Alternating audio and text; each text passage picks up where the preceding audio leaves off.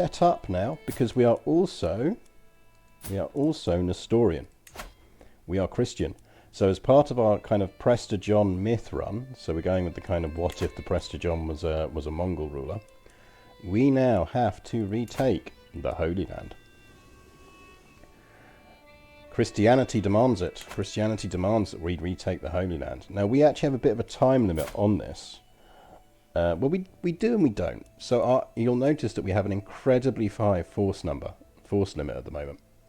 That is because because we formed to the Mongol Empire and became Khan of Khans, we get a whole bunch of event troops. We have that much Mongol hordes sitting there waiting to do Mongol horde things. We have a lot of troops. The problem we have is that they all disappear on succession. So we need to make the most of these troops while we have them. We need to sweep down and we need to do nasty things to the Abbasids as much as possible while we can. But yeah, let's have a quick look at the world first, because we've not looked at the world in a while. And yeah, I completely agree that Paradox absolutely need to do something for border stability. If you want to know the really freaking weird one, and I spotted this just starting the game up, so if we go to Abbasids, which we're going to have to do, and go to declare war, and we pick invade kingdom. Oh, hi, Kingdom of Alba. There is a tiny bit of the Abbasid kingdom up here in Scotland, which is just not going to happen. So yeah, they do kind of need to do something about that.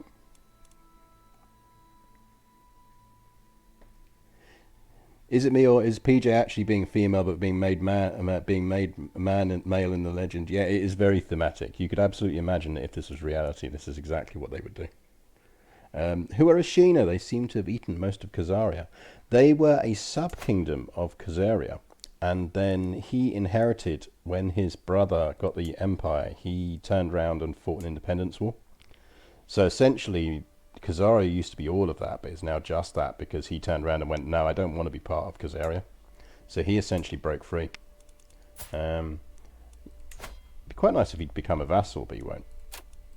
It's not far off, to be honest, but he won't. Because he actually quite likes us. Wanted to ask, ever since the last stream ended, I'm currently scrabbling to make a kingdom before my character kicks the buckets. I'm one county away and my building's disabled because I'm over-delaying it.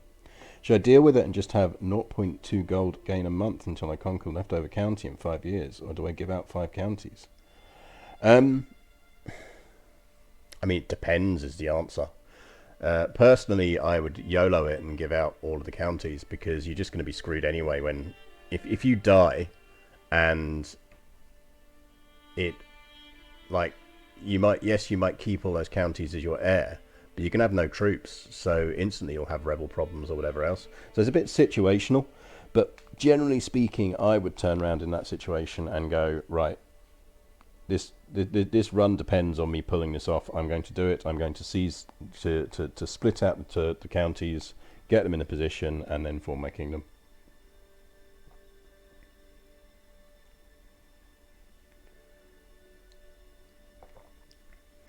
Yeah, Aquitaine is a kingdom, which breaks it all up, so you can see it here as well. I mean, I'm not against kind of weird borders starting to appear. I think it's just a bit off that they... I mean, if you think about it, we've done this incredibly quick. We've done this way quicker than we thought we were going to, because we got the Nestorian random faith thing that converted us to Nestorian, which I thought we were going to have to work much harder to do. So, and it meant we could bank a Nestorian county for future conversion. But it's only 1002, and I still come back to the fact that the Byzantines need weakening. I know they're in the middle of a massive civil war at the moment, but I mean, they shouldn't already be over here in Italy and down here. They need more internal disruption. I'm still disappointed that they... So the interesting thing is when Paradox... I will stop playing in a minute, honest. When Paradox were talking the other day, so One Proud Bavarian did a really good session, an interview session, that gaming session with Matt from Paradox last week, I think it was. It's on One Proud Bavarian's channel. Have a look. It's very good. And he talked there about what do they do? Do they do DLC for the Byzantine Empire? And Matt's reaction to that, who's one of the content developers turned proper developers, very much was kind of, which you're going to then suspect might be the opinion of the wider Paradox team, was like, well, why would we do a thing just for one empire? Like, if we were going to do anything, we'd want to make Empire rank more interesting, which I think is perhaps not so much a hint, but it gives you an insight into their minds and maybe says that actually once we get past things like Royal Court, it wouldn't surprise me if we see a lot of work or some focus on making Empire level A, more interesting, and B, maybe a bit more naturally stable for the AI. So we'll see.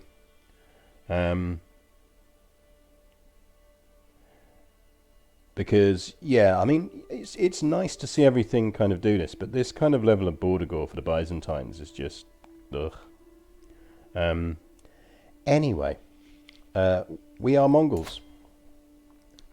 We are relatively stable, because who on earth is going to form a faction against us when, or ever hit the faction point when we have 45,000 soldiers? So, I think it's about time, because we're only 33, so let's figure that we've got about 20 years of conquest in us, maybe 30 if we're lucky.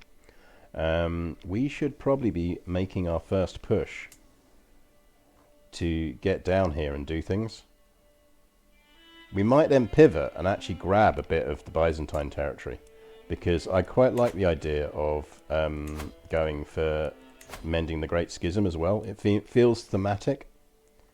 Would be that we would actually be the people who would sort out the mend the Great Schism as well.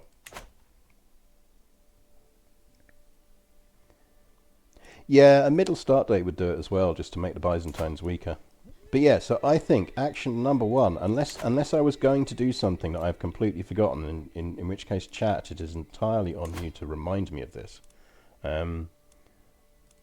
I think our first act is really literally to just invade the Empire. In terms of heirs, that is our current son and heir, and we should probably focus on getting a decent heir in case we do need to go for another one. Now, we've got Juan here. Juan is quite handsome. What inheritable traits are we running? We are beautiful, and our husband is quick, so we should really get some traits off of that, but we'll see.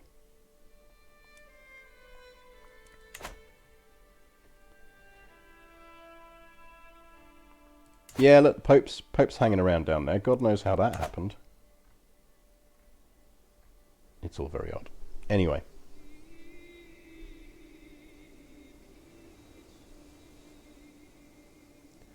So, I think let's just actually kick this off, and kick it off in style. So we could go for an invade kingdom, but I think that's probably a bit much at this stage. And I think we're actually... Why are we losing prestige? Oh god, it's because of the amount of prestige those Mongols are costing us, which is not that surprising, really. This is why I do think the Kingdom of Isles decision is the most powerful one in the game, not the Mongol one.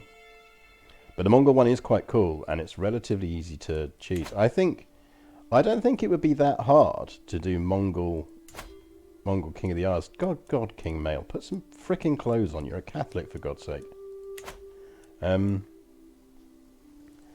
I think you could do Mongol King of the Isles relatively easily. And you could probably do it as the Norse.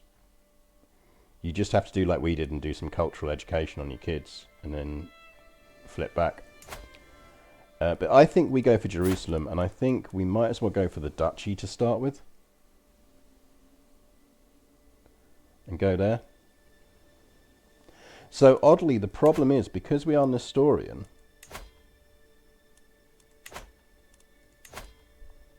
which is already an organised faith, doesn't have crusades. It's got monasticism, it's got Eastern syncretism, and it's got mendicant preachers. But I don't think we can do crusades.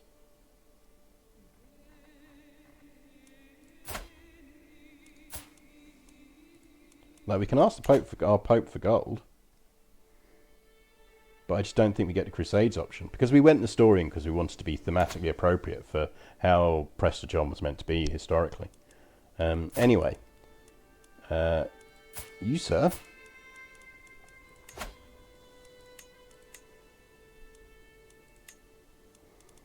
are going to give me not the Duchy of Lothian, which you should in no way had, but whichever of these actually covers Jerusalem.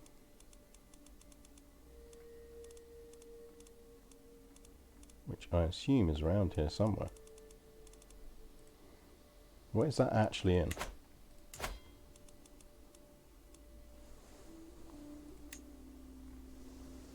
Okay, so we want the Faisalid Empire, Emirate.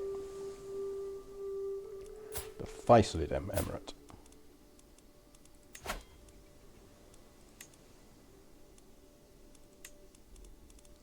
Give me the Faisalid Emirate, please.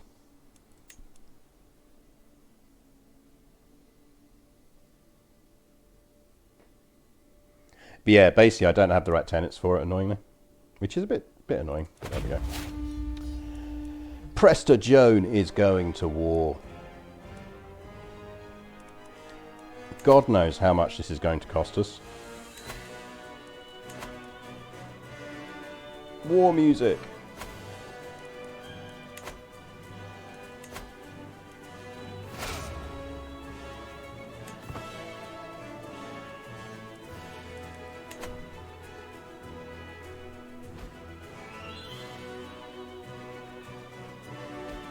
That is a lot of troops.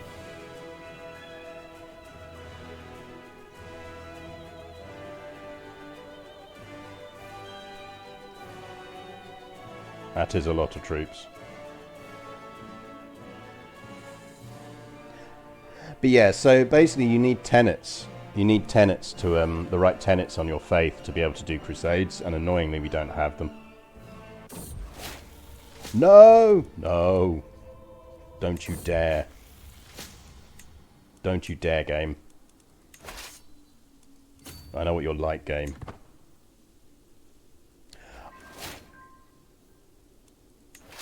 So I don't think we can use rivers. Right. Anatomical studies. A, we want celibacy, and B, we want health stuff. And we also probably want pedagogy. So. That is a big army, and it's going to use a lot of supply. Thank God.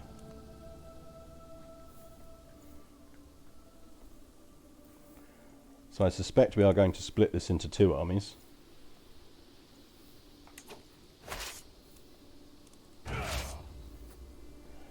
Or we're going to leave it under the guy who can do 600 supply. Actually, see, this is almost going to be our bigger problem, is just constantly being out of supply and just bleeding troops. Right, let's split this army in half.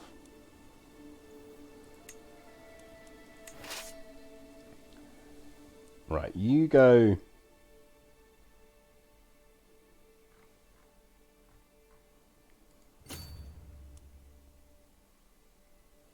Yeah, see, look, we can't even use the rivers.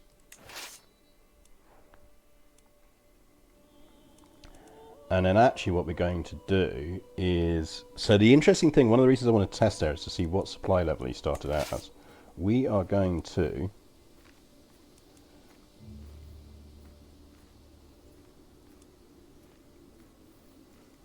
split this in half.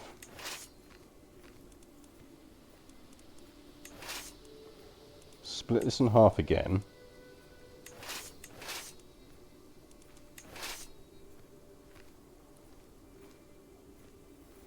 Right, he is in supply there.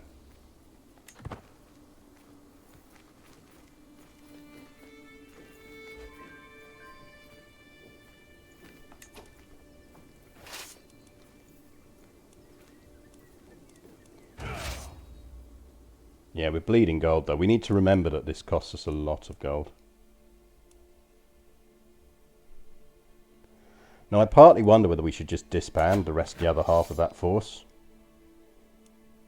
No, we'll take it to war and then we'll disband it once we've smacked him around a bit. Because if you remember when we did our Norse Byzantine Empire run, this is what screwed us when we had all those rebel problems, is we suddenly discovered that we were actually burning an awful lot of supply. How are you not? You were in supply. You said you were going to be in supply. Apparently you're not.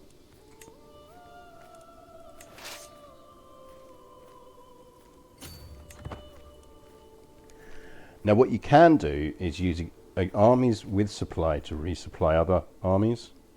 So what we're going to do is try and essentially do a bit of a supply system here. We've got a bunch of prisoners that can be ransomed. We should probably just ransom them off. Because ain't no one going to rebel against us now.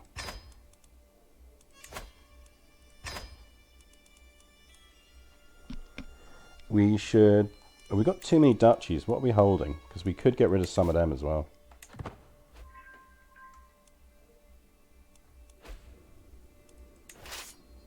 Right, he's now picking up supply.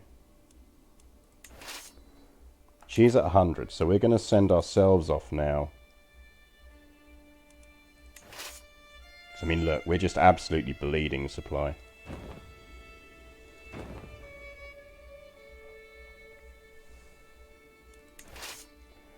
Once we actually get some territory down here, we can actually be a bit more efficient about this.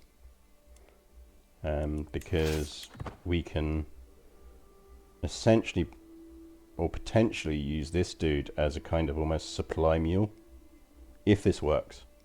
And then we'll have some territory down there to supply from, which will make things a hell of a lot easier.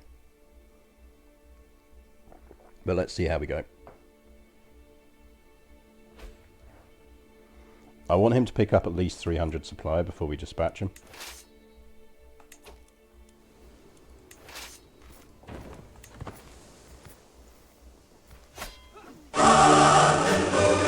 Ah!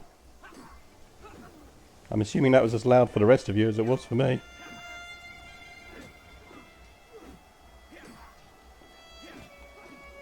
God, the audio levels have gone weird. Hey, look, I am all in favour of subscriptions. I just need to work out why the hell all of my audios have suddenly gone massively weird.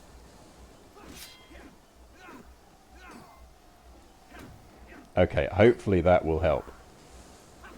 Because theoretically that sound comes from Google Chrome, and I've just massively individually dropped the volume on Google Chrome, because that terrified me. But on a wider level, Zonahedron, thank you very much for resubscribing with your Prime subscription. And enjoy your emotes. Enjoy your emotes. So yes, anytime anyone wants to wake Clan William up, that's apparently how we do it this morning.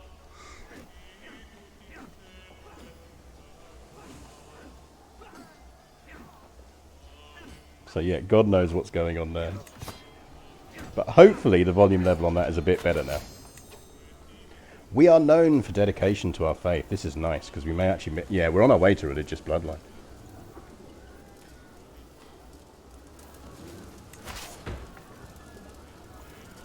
So what we're actually going to do is accept that this army is just going to bleed supply.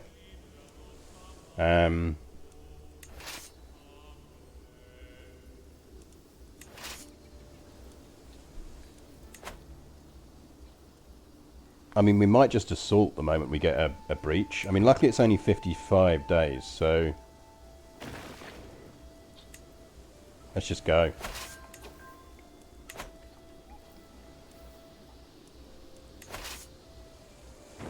Because, I mean, the sooner this war is over, the better, because we're just going to bleed troops. But we do want to test whether this works.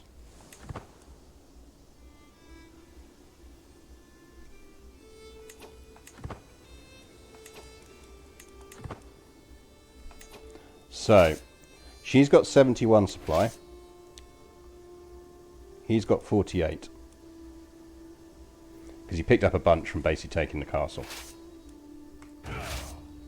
Rounds up to 52. Okay, so it does do maths on it then. That's interesting. So what we probably need to do is, generally speaking,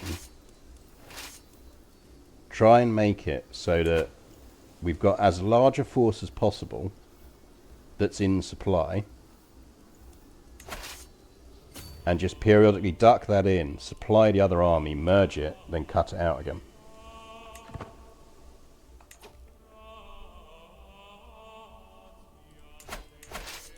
So he should always be our supply mule. See, this is what you come here for, logistics, chap.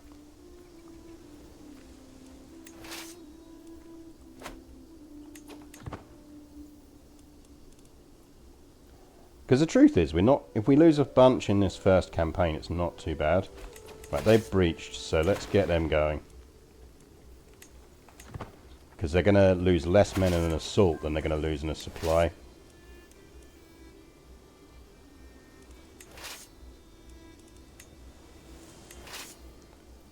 Because these can only support 5,000.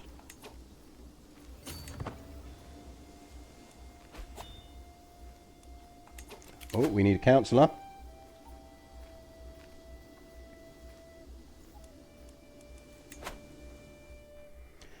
We should also not neglect our home counties here. So, actually, let's not improve control on any of them because it doesn't really matter at the moment.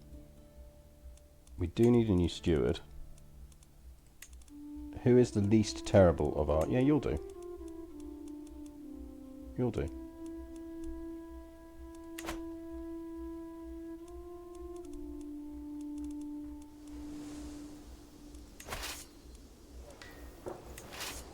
So you can assault.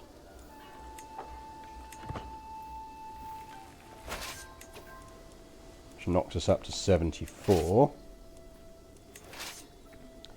You are actually going to disband. Because we've got enough troops between these two to beat anything he's got coming. And we've got more supply coming.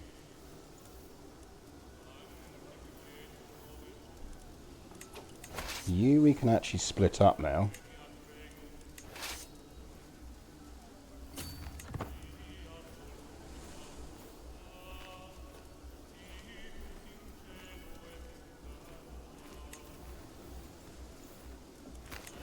So these guys are still losing supply, but they're now under the supply limit and will resupply.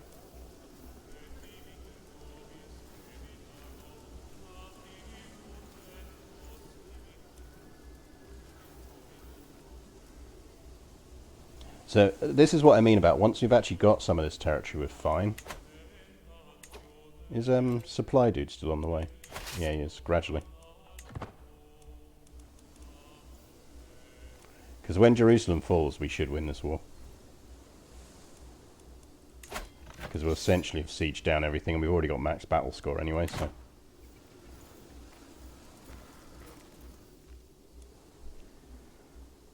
What we then want to do is decide what we're going for next.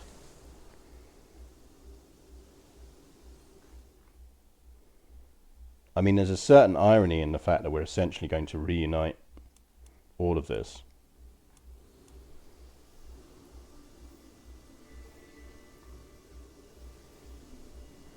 Yeah, exactly. It's always historically worked.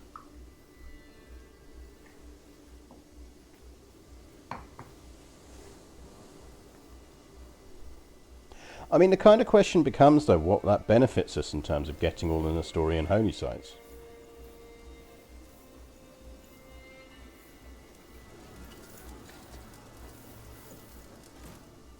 Because in real terms, like, so our goal here is to form out Rima. So actually what we want to do is see what we need to form out Rima once we've got this. Because the holy sites are nice, but we need to go down to Baghdad and Fars. So Antioch we can get, easy enough. Kerala's relatively easy to get.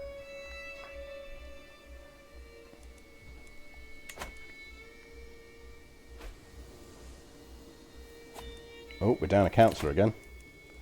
We could do with a really good... Oh, hello. 25. And you hate me. Let's maybe make it so you don't hate me. Would you like some gold?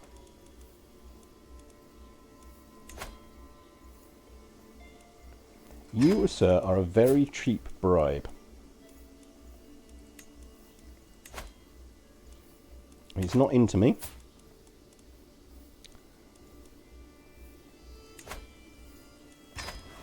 That is easily worth the 10 months. we could totally do it as a stretch target. It kind of depends on whether we want to stretch, how much we want to stretch. But as usual, I'll put that to a vote if stroke when we achieve our goals.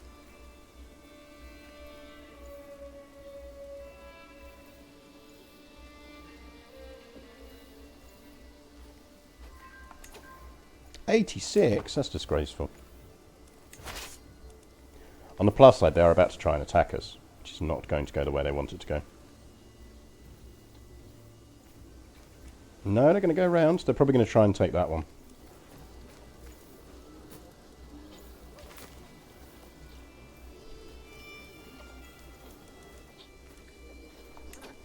No, they're going for that one. Okay, who's in charge there?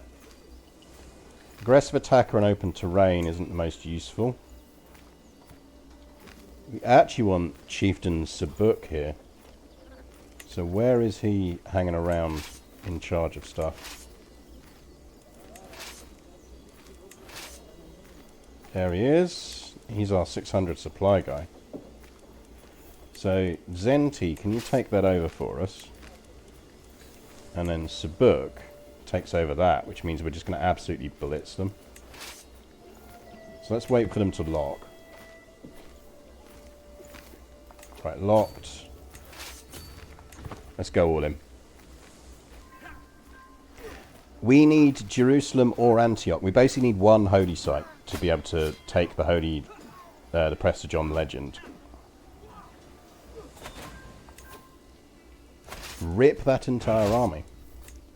Right, we're going to disband that. So, oh no, we'll leave it just for the tick, because I think we only need the tick. Because we've got the occupation tick, so that should tick at the end of the month. There you go. We've got some prisoners. We can either ransom or murder.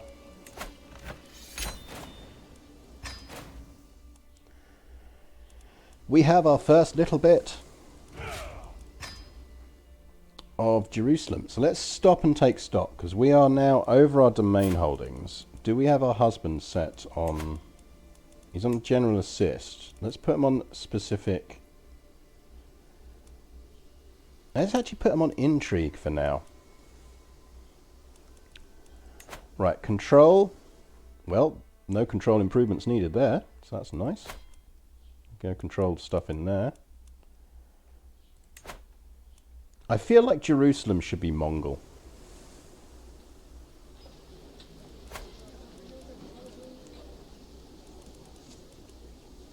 He's got 16 months on that religious conversion, so then we'll do that. Oh, we're absolutely a murdery Presbyta Joan. Right, what do we actually need for this? So we just need to be religious icon. I say just. Which we are creeping towards, because we are murdering an awful lot of Muslims.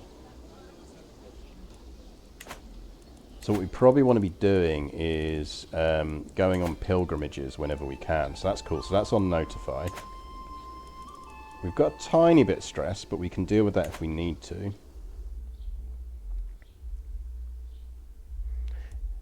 Exactly. It's just evangelism. It's not murder. Do we want to get... We probably want to keep Jerusalem. And then we could ditch Jaffa. Although Jaffa's quite nice. Ooh, that's quite decent. We could really do with going feudal now, you know. What do we need to go feudal? What are we missing? Oh, we're just missing absolute tribal authority. Does the move capital trick still work?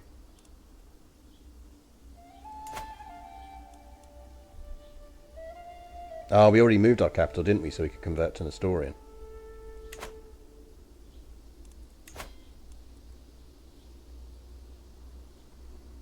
Oh, okay, so we're only actually 6 years off that. Someone remind me that in 1011 we can actually go absolute and we can go feudal.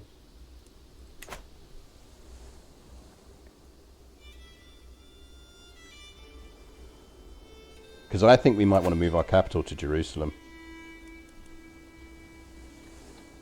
Because, I mean, just for the Dome of the Rock more than anything else, which is an absolute filth good building.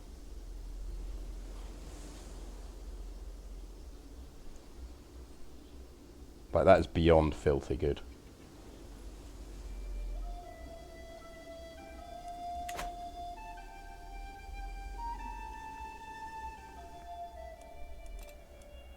But that should actually give us...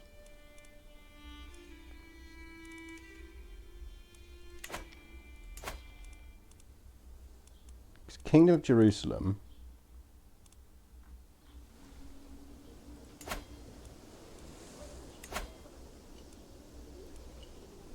It's part of the Kingdom of Jerusalem. Maybe we need to be King of Jerusalem before we can see the Outremer title. Because I can't remember what you need to be able to form the Outremer title. So we need another 5 counties to create that. So the reason we're going murdery is because this dude needs to die. And he's not going to, because we're not going to be able to pull that off. That's annoying.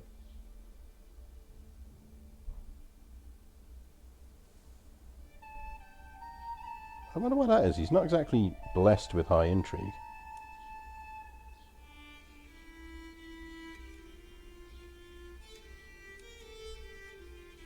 Oh, that's the empire rule problem.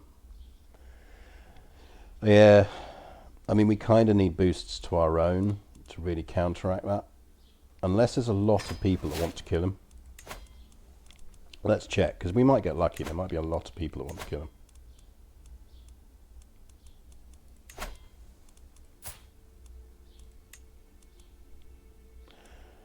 This guy really wants to kill him. How you doing, buddy?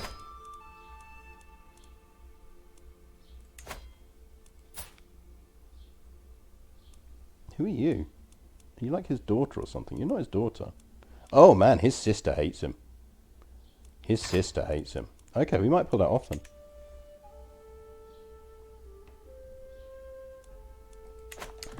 I don't think we need to now that we've discovered that his family hates him. We should see if we can ransom some of these dudes off though, because money is good. Money is good.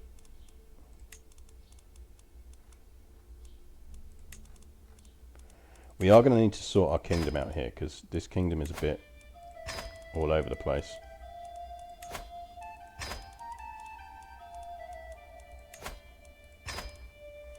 And the last thing we want to happen is, if we're going for stretch goals, is for this kingdom to get out of hand. But let's pause, take a breath, do some ransoms. We're probably going to get jihaded, which will be fun.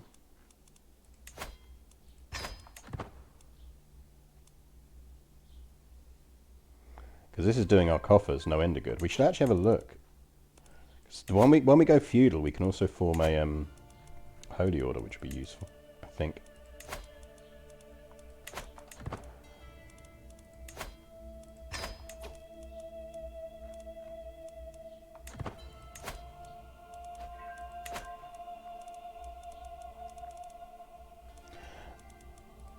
Okay, we have done a nice batch of ransoming there.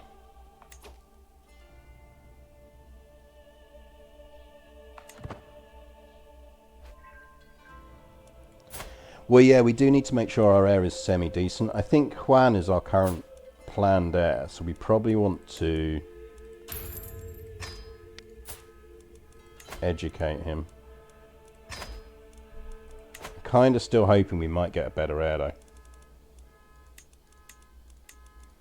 Oh, hey, local car alarms. How lovely.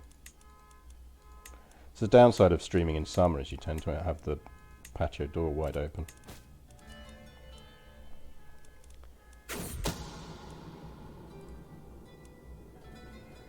70% chance that if we give him the pigeon, he's going to accept it. So let's go for it.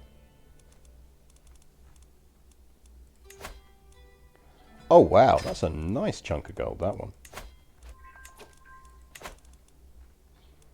Well, I don't think we're going to have to worry about money for a bit. Right, we do want to create... We do want to usurp that duchy.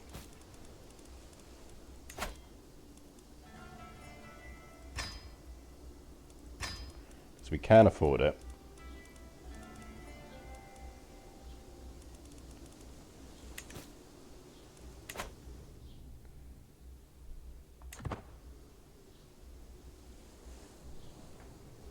Oh, we've got to be Catholic for Outream, have we? Well, it's relatively easy for us to engineer. Nothing like a faith conversion. Once we've unlocked Prester John, we can faith convert again.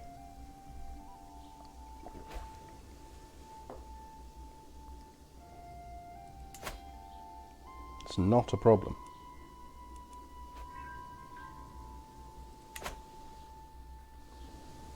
So I vote we hold off and see if this scheme succeeds in 4 months before we do anything else. See, we're preggers again. We're prego again. What we should do is we hold way too many of these, so we need to actually decide where we're going to go to now. So let's quickly revisit the old lands, the homelands, and work out what we're giving away. So Kazan is our current capital, so we're not giving that away. Salvat, I think we can probably afford to lose now, although it is quite nice.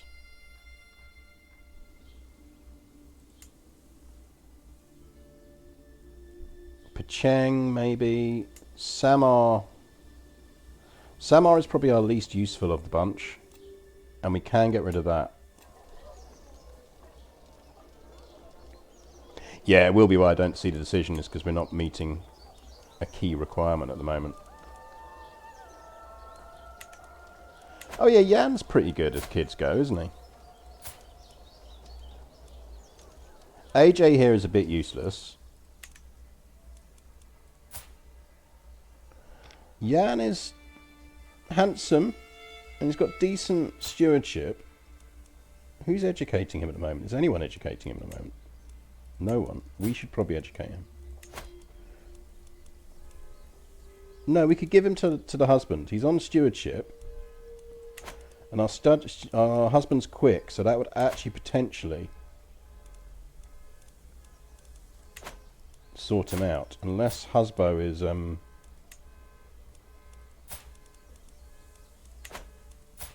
You should just be able to click there and go, actually, I want to create a ward. Can you educate Jan for us? Thank you.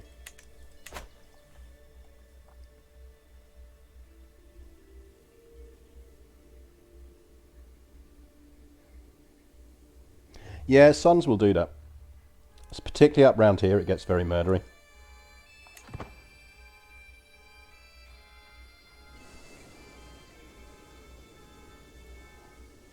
So we're waiting on that plot. We're going to give kingdoms out. So one option we could do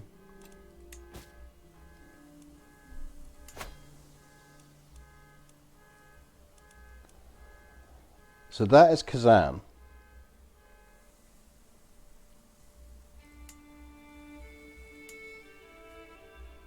We could High Chief of Volga Bulgaria we don't necessarily need.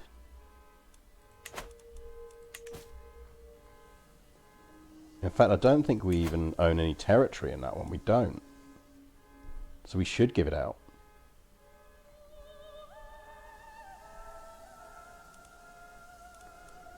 I know he doesn't like us, but I think actually, if he converts,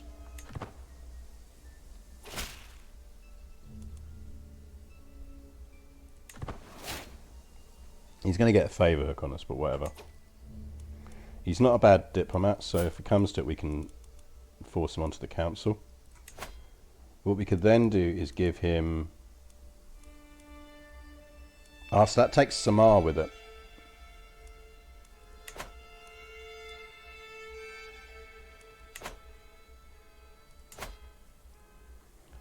Or we grant Samar to someone lower down. There you go, you can have Samar. And then we're going to give you... I'm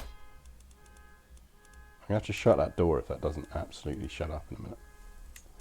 The High Chieftain of Volga Bulgaria.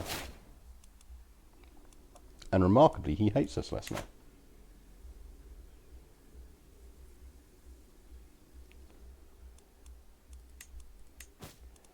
So that drops us down to 4.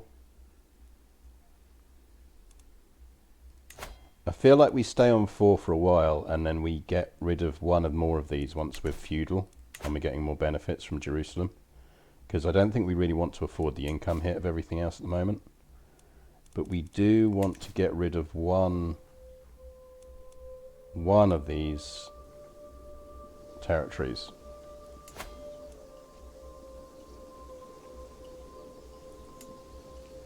At least. Because they're quite shitty little places anyway.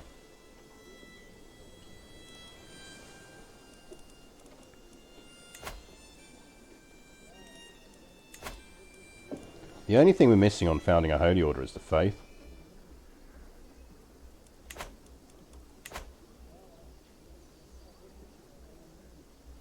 And we'd want to give them somewhere. Because I think we'll want to build a holding in Hebron and give that to a holy order. So do we keep Gaza, which has got levy grounds, mud brick towers, camp cooks and hamlets? I think we keep Jaffa and give away Gaza. And we will give it to someone who ideally be a good knight.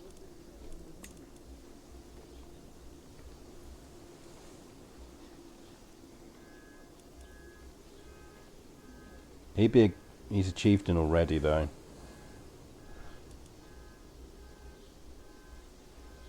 Oh hey, Nestorian Albino dude. Yeah, you'll do. Congrats, you now have a kingdom.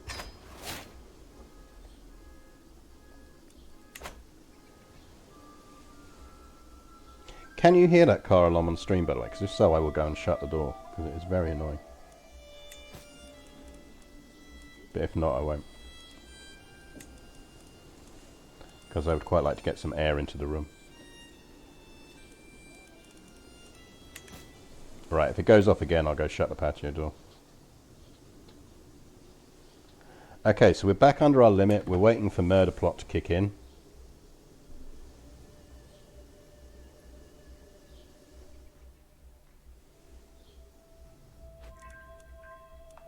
Now, what else do we need on our Prester John decision? So we literally just need to hit religious icon. I say literally. It's not exactly easy. But we're getting there. Learning perk. We will take restraint and then we will take pedagogy.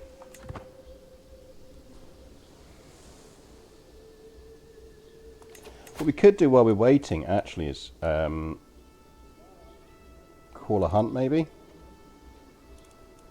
Host a feast because we're already a living legend. And we're a drunkard so we get extra stress loss from feasts.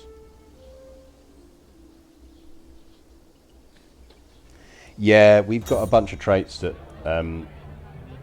like essentially because we're vengeful and sadistic, because we can murder our own children, remember, when we need to. Speaking of, actually, should we murder any of our children?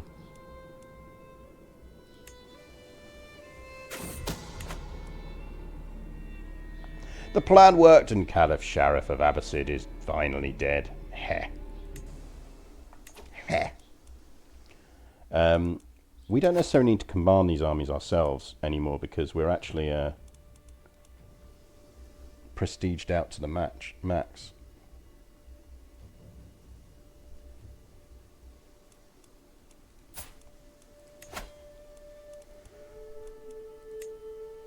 Don't feel like we want to do a... So the other thing is we now border him. Right, I'm going to go shut the window. So we can actually do Mongol invasions now that we share a border. So I wonder whether we should just go for the Kingdom of Syria.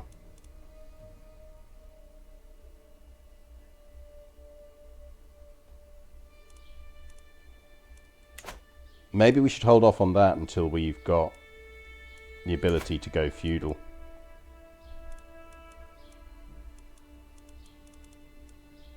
Because that's going to hit us a lot. We should actually invite Bagators as well. And how are we looking on our actual men-at-arms? And we're not bad. So we've got the bowmen, we've got a lot of... We've got horse archers, light footmen, Bowman, bowman. We probably do want some onagers in the long run, but don't need them now. Some armoured footmen might be nice. Actually, probably some pikemen. There's some pikemen. And actually...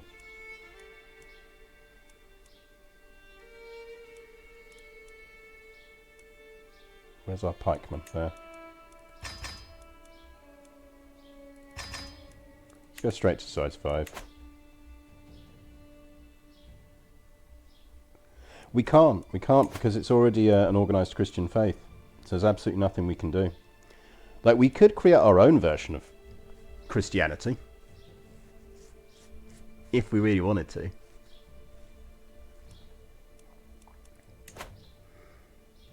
Like, we could tweak this. But it's going to cost us a lot of piety, and I don't think we're going to hit it. But it is an option. It is an option. I think more likely we just flip Catholic when we get the opportunity, because we do want Outreamer. Right, I'm going to go shut that patio door. So back in 1 minute.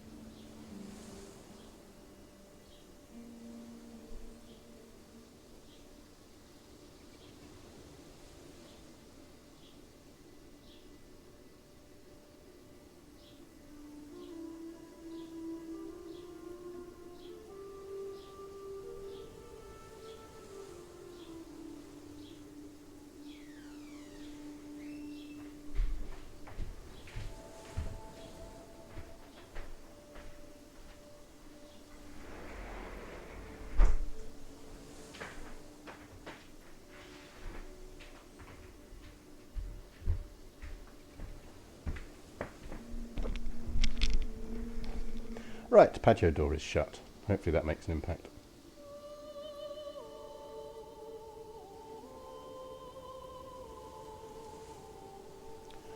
So,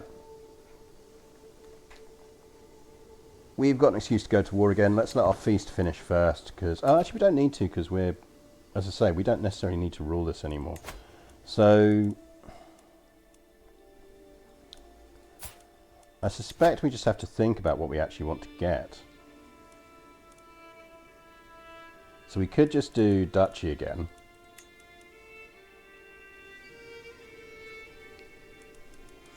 What do we actually need? What counts as part of Kingdom of Jerusalem?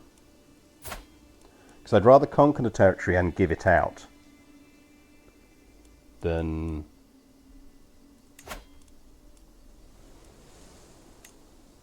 okay, so it is that chunk down there. So it's the Musin Emirate. We're going to go to war for the Musin Emirate.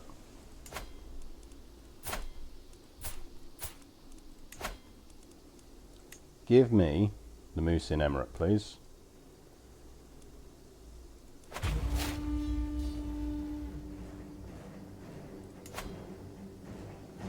Do we really need to raise all armies? We don't, do we?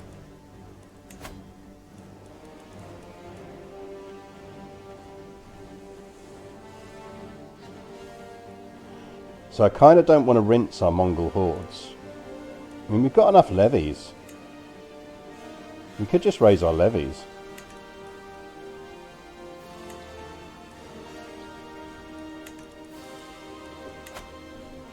Just seems a bit of a waste to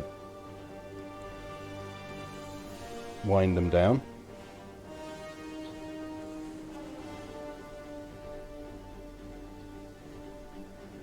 Oh yeah, no, I love desert me, you know. The Mongols are famous for their love of deserts. Does have that cool building though.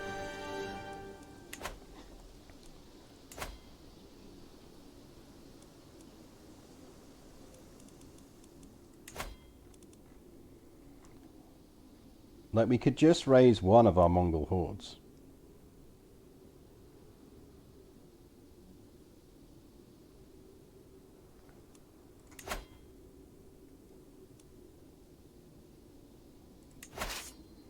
If we raise local army, how much troops does that give us?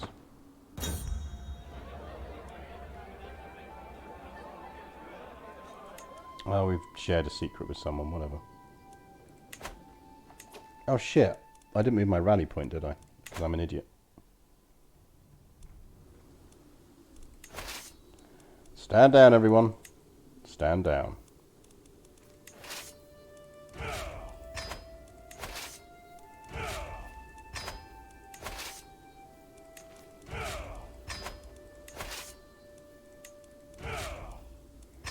Stand down, everyone. Your queen is an idiot.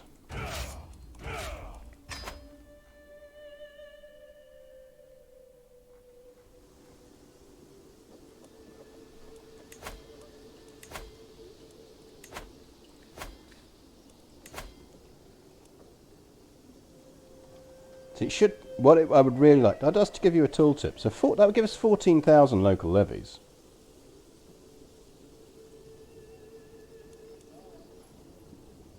Unless it can't be counting those as levies. There's way more than 14,000 of them. So we could raise local levies.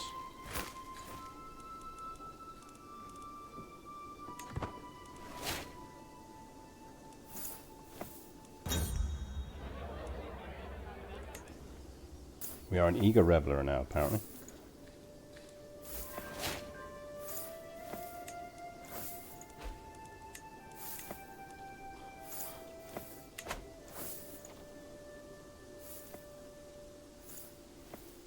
Takes a long time for our armies to raise. This is the problem, is whether he's going to actually slap us down, but he can't now. So I think when you hit raise, it automatically raises all of your hordes. It just doesn't count them in the local levy count.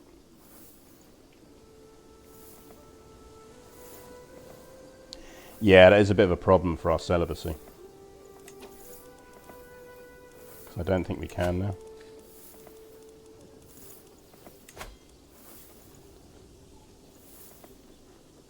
It's only unavailable for 12 months. Allegedly.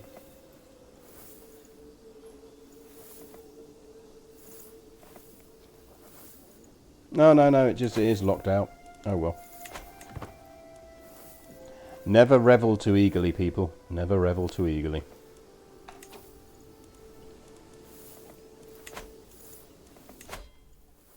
If we'd taken it before, we'd have been fine, but we still want know thyself, and we still want pedagogy to raise good kids. So we'll take, what we'll probably do is take pedagogy and then know thyself, and then we'll flip.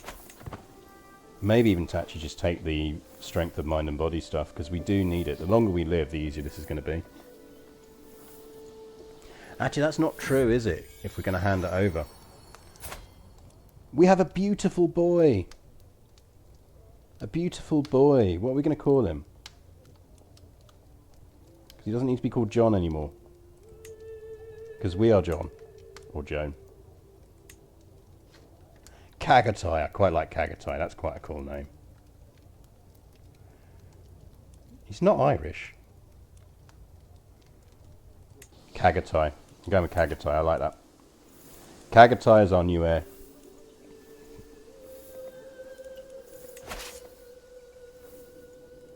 Okay, you go siege that down.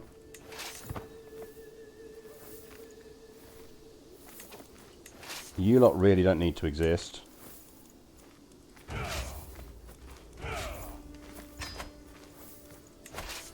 You go siege that down. You go... You stand where you are.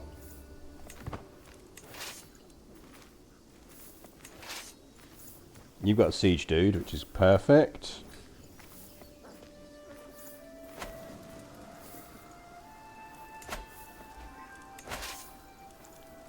Can we give you a siege dude as well?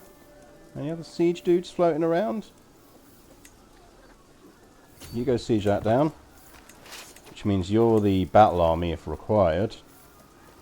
Which means we do need Where are you? Are you in charge of one of your own armies again? Because we don't like that. Don't be in charge of your own army.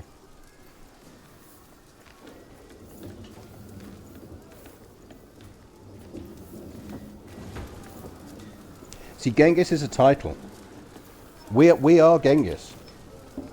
I think that's the thing that most people don't realise is Genghis was a title. It essentially, Genghis Khan means the greatest of Khans. So, are we going to go Catholic? We probably are going to go Catholic, aren't we? To form out Rima. So we don't necessarily want him converting faith in lots of places at the moment. Although it would be better... It's an easier conversion, isn't it? Because you get less of a conversion penalty for it. Oh well.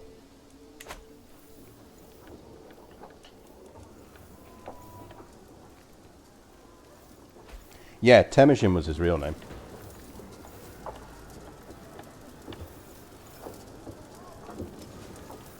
I feel like if we were going to have a Temujin, it needs to be someone who is like hale and hearty and beautiful. Or like hale and hearty and intelligent. Basically, they need at least 2 traits, I think, to be our Temujin. But Kagatai does sound pretty damn cool.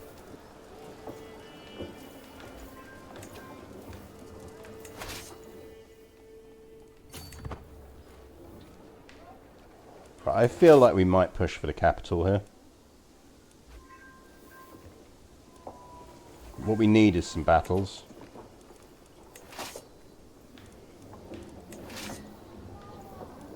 Why don't you push for the capital? Go via there, so let's not take attrition for it. And you're the relief force. You're the relief force for these guys.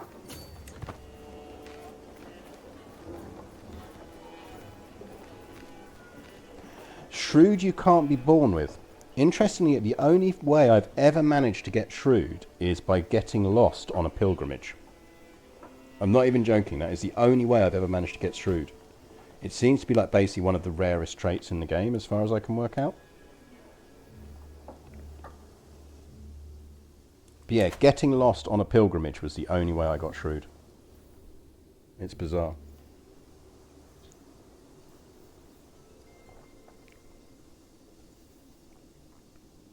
Unless someone else knows different. Has anyone managed to get shrewd a different way? Because that is legit the only way I've ever managed to do it. Right, we don't really need to push any further south there. Your presence is the life-giving sun of my world. I wish only to feel your lips touch mine, that I may know how you smell. You should do everything I want all the time. These lines are but a bleak reflection of my feelings for you. I will do anything... Who? Dude, go away.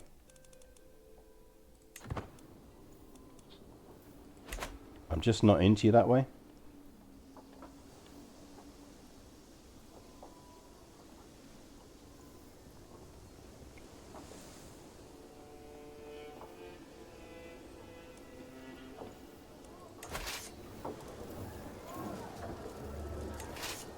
Should really have put one of our siege dudes in charge there, shouldn't I? Oh well. Like, where are they even... Are they going all the way over there to try and siege down my lands? I assume they must be.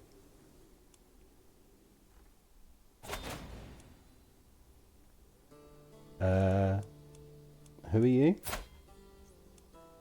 Oh, right, okay. Yeah. Sure. Fine. I don't know who you are, but... Okay.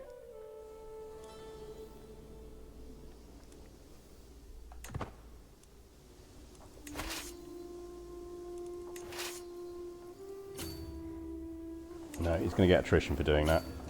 I'm just trying to avoid taking attrition on our special troops because they're limited. Assuming we have got our special troops raised. No, so these are just our levies. So it doesn't raise them. Interesting.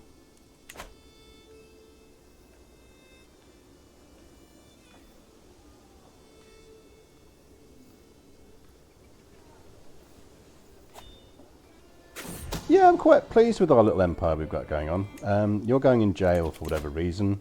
We can... Oh, we kind of want that, don't we? Because it gives us the martial and the learning boost. And our pilgrimage is going to offset it, so...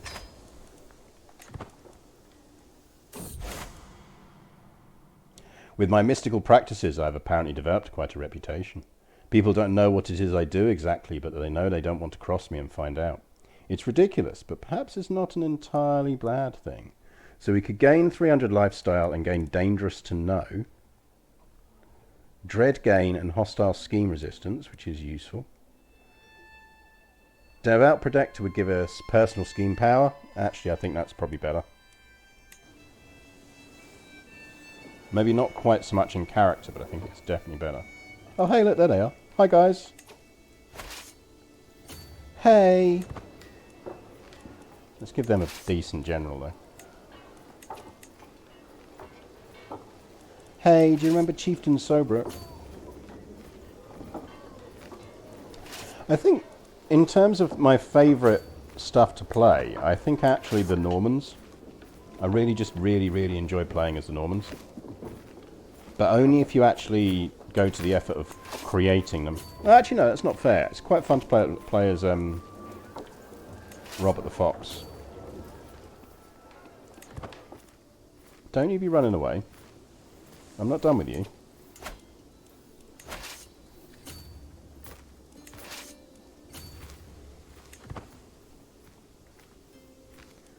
So I'd say that probably Normans are most fun, and it's doubly fun if you try and form them first, without actually being part of the French Empire.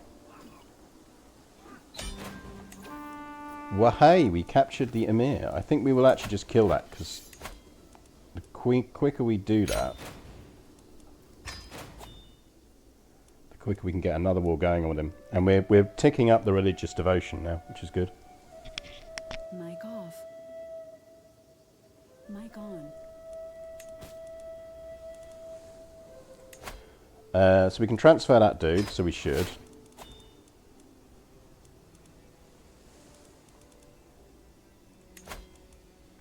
We can usurp the Musin Empire. Can't be that big an empire. Oh, the Emirate. Sorry, I'm being an idiot.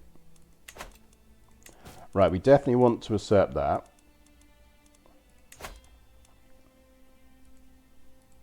Oh, he's apparently at war, so we can't.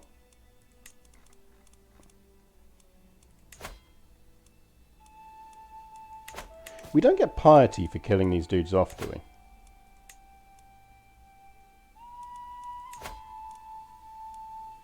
No, we just gain dread. But dread's no bad thing. Like the ones we can ransom for big bucks, we should ransom for big bucks.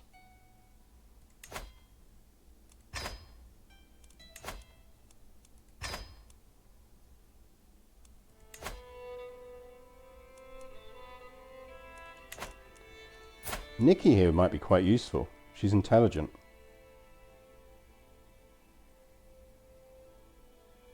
She'd make a good tutor. Because intelligence skill counts more than whether they actually match the traits you want from people. In terms of whether the kid comes out with a high level thing.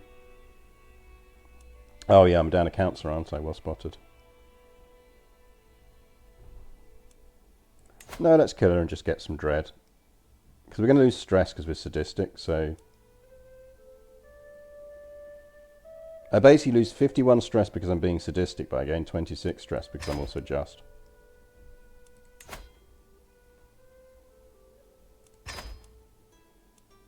But hey, you know, dread is fun. Let's kill some children.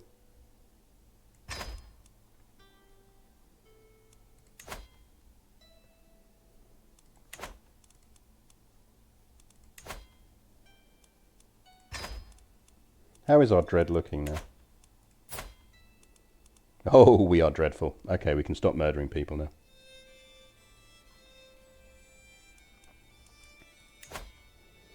Anyone else got cash? Because if you've got cash, we will let you out.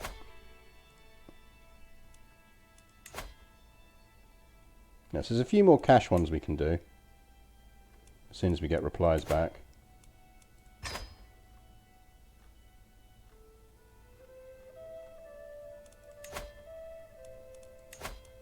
No, I think we're down to the favours after that.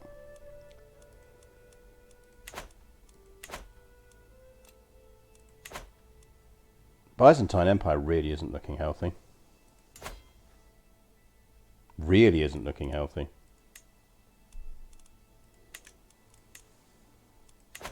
How do we feel about a Mongol Constantinople? Because that would allow us to go for the Reform the Schism. That is still very loud. Thank you very much, Hawker, for the follow, but that is still very loud. Why is that still so loud in proportion to everything else? But thank you very much for the follow. I have no idea why that's still loud, that's so loud in proportion to everything else.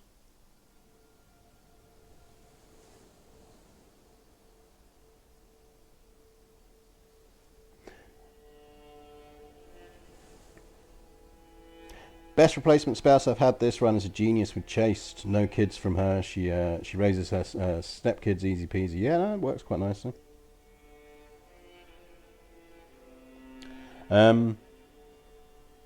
Yeah, I can't work out why the levels have gone all very weird all of a sudden.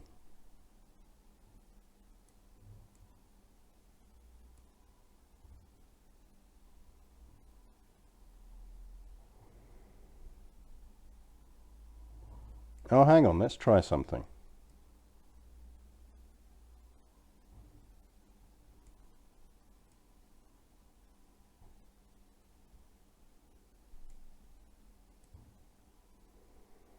Okay, we'll try that. The next time someone follows or subs or whatever, or bits, we'll see how that comes out. But yeah, this is all because I had to reinstall the drivers for my headphones and stuff. It's very annoying. Yeah, so do we fancy any tips on the greatest of Khans run? You're a Mongol Christian ruler. Yeah, we are in fact the Mongol Christian greatest Khan of Khans. If you dive onto my YouTube channel, you can watch this whole run from the beginning. General tips is build a nice little stable kingdom with one ruler, and then really push for it. And do what we did. Don't assume that you have to start over here. What you can actually do is you just need to be Tengri and Mongol. And you can either marry into them or you can get the Mongols to train your kids up.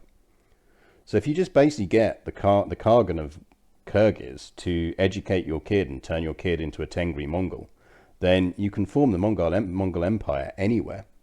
In fact, as I say, one thing I might do as a future stream, but not thing, is we could do Norse Mongols. We could do very easy do Viking Khan of Khans just by getting Diplo range so that we could actually just find someone Mongol to educate us and then go Tengri. So my advice with all of these kind of things is just think slightly out of the box. Okay, that feels better. Thank you very much for the sub, Luna Wolf. Did that sound a bit better and more leveled? That sounded a bit better and more leveled to me.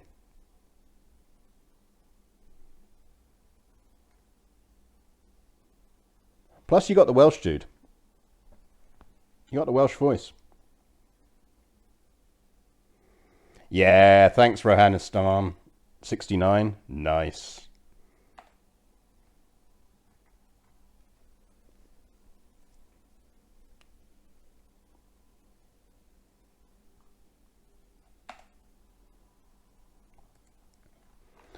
Okay, so if you didn't hear anything at all,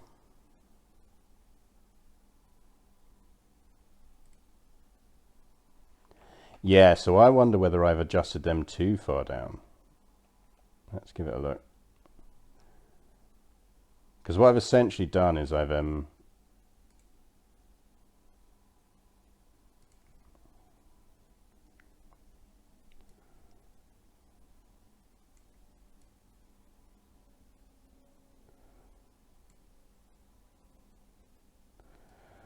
so do you get game sound now?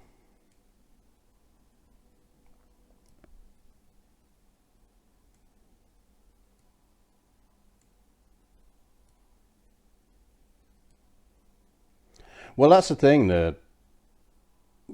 Crusader Kings 3 music is so good.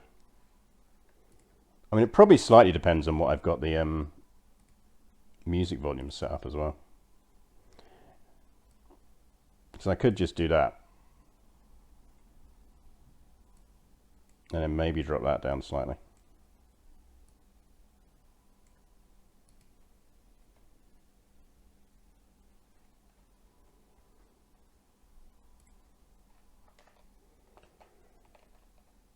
I had all my volume levels nicely sorted out.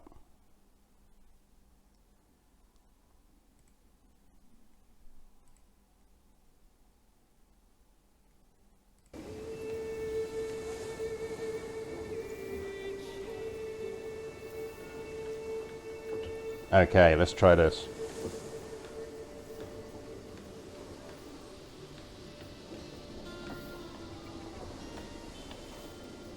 Now, how is the sound in proportion to my voice?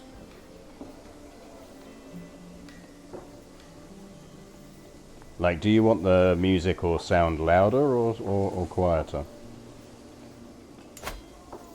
And how about clicking noises? Look at me clicking around.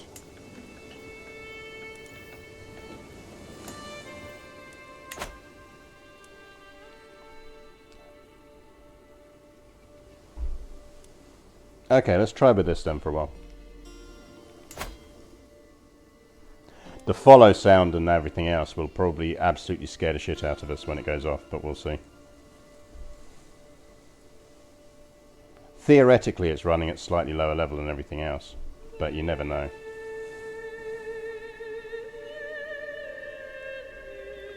You never know with these things, so. Because this is now very loud in my headphones, but I don't think it's going to deafen me, so I will make the sacrifice for you guys.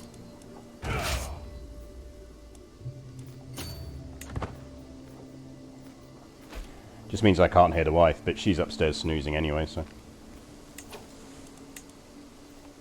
Right. We don't need anyone raised.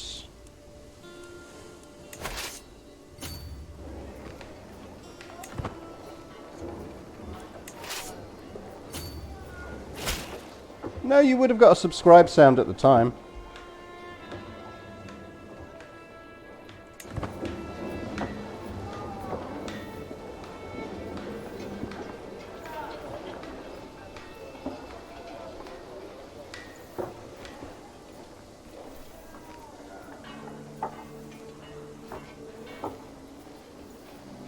About 2 minutes ago, it has not come through as a subscription, that's why.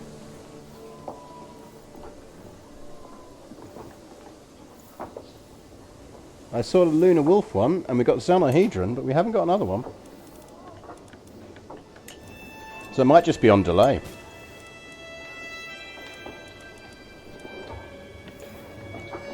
Right, let's deal with all of this stuff now.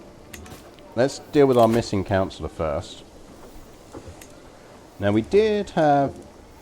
Yeah, I mean, you're decent at it, so we'd be silly not to, really.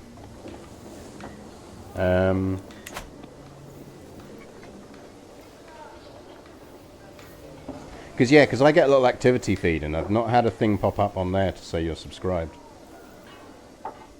Right. So AJ here, I feel like, isn't going to be our heir. So we're probably going to disinherit him. So we might actually just set him up as a ruler somewhere. Because I think it would only be fair. In which case, we probably actually do want to give him a guardian.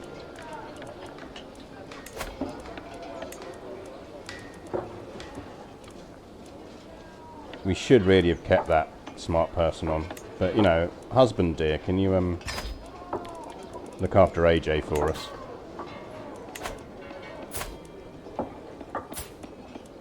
He's on a dip focus. I'm trying to think what would be useful for him. Yeah, we'll leave him on dip.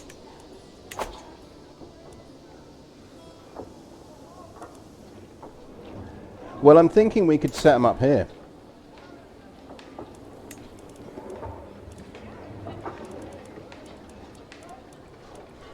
We could disinherit him now, because we don't really need... We know we don't want him to rule.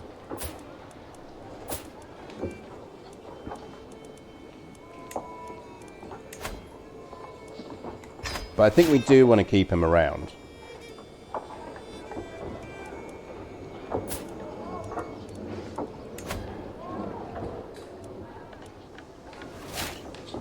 And then we'll grant him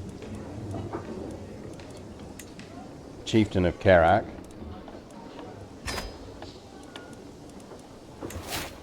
That should keep his warding, which is fine. Technically we're in the war with whatever that other guy started, who we literally don't even know where he is. He's over here in the Uda Valley. So it's like, whatever, dude, have fun.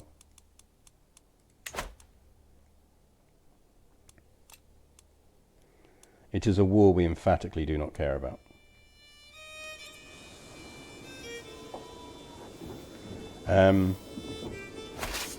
But we need to disband both of those, which means 14 months till they return home. So we need to give it at least a year.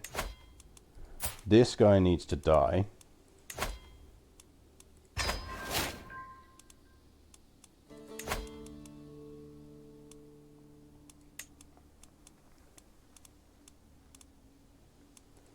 And the good news is, isn't that the same sister that helped us kill her other brother? She just likes murdering her relatives.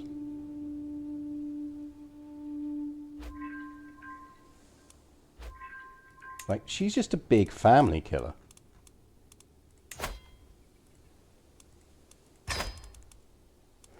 The reason we're doing this, by the way, is because it resets the truce. Every time he dies, it resets the truce. So we've got all of that going on. We can now... We can't assert that because he's still at war. We can create the Kingdom of Jerusalem, so we do want to do that. The Khanate of Jerusalem.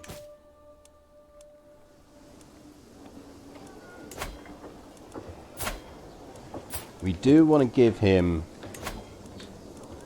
now that he's got it, we want to give him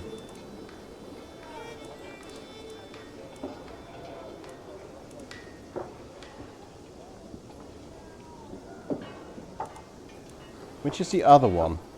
Oh, we haven't usurped it yet. When we usurp it, we'll give him that title. Oh, well, our daughter who turned out to be a massive serial killer and killed our entire family. Yeah, that was interesting. We will give him an alliance because we want to keep him around. We've got 2 more of these we can give out. 2 more bits of ransoming we can do. Ransom, or not. I presume it's because we're ransoming the other one. So that gives him a bit of security. We can ransom the Countess as well, so we will do that. But yeah, we could go for Constantinople, you know. Would make a very nice capital. Would make a very nice capital.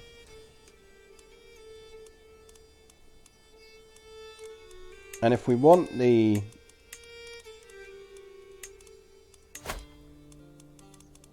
If we want to do the amend the Great Schism, we're going to need it. Because we need to control Byzantium, Antioch, Alexandria and Rome.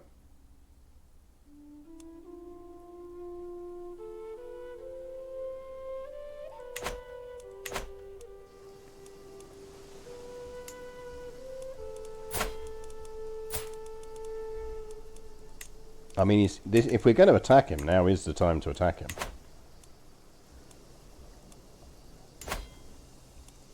So I kind of feel like we should.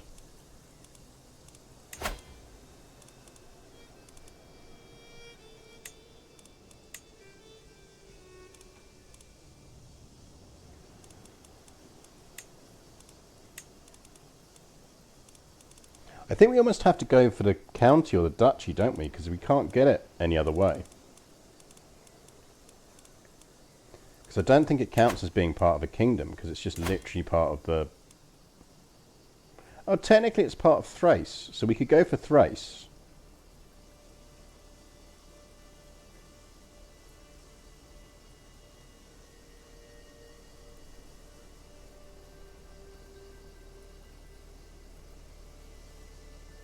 Well, it depends. If we mended the schism first,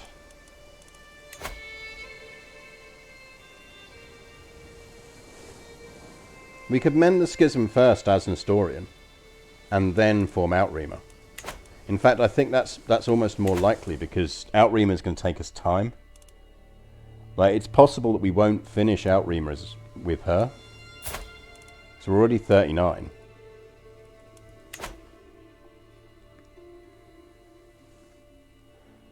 I mean, there's basically an argument to say we should strip the Byzantines and the Pope of as much land as possible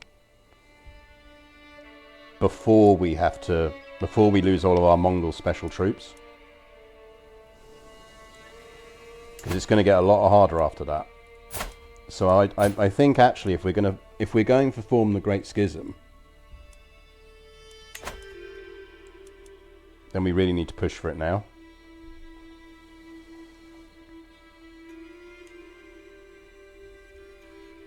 So with forming the Holy Orders, if we're going to go Catholic, we almost want to, in the end, we don't want to form Holy Orders until we've gone Catholic. Or we commit to staying Nestorian and not going Catholic. That is the other option.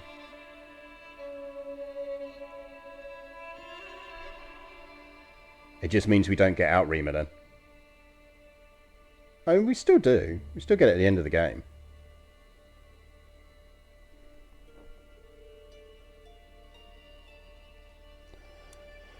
I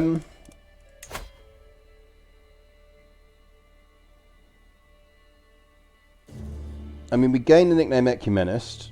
Other Christian faiths that have ecumenism, so we gain ecumenism, which is really actually quite handy.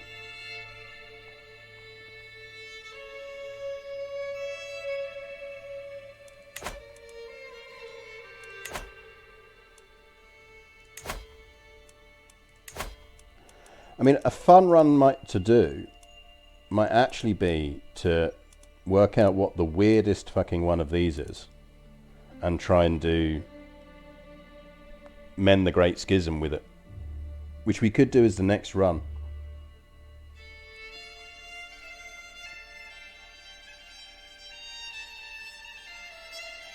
No, I don't think it does. I think they still keep it.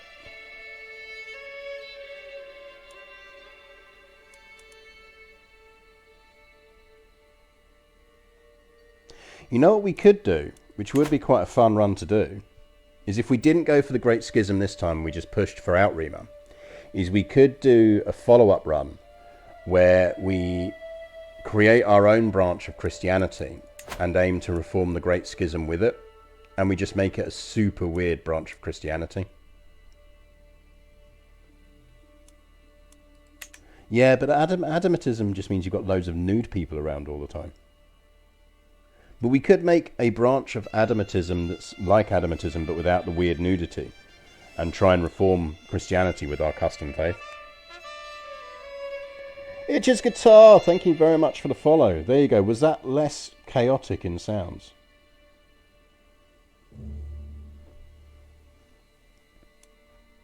I quite like the Croatian one. The Croatian one's quite nice as a branch of Christianity.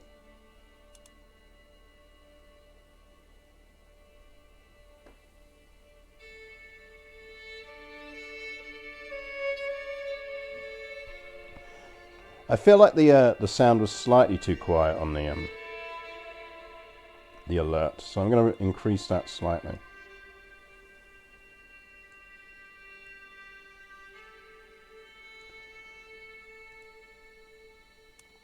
Cathars would be fun. Is Catharism on the list? Yes, it is. Cathars would be quite fun. They're Gnostic.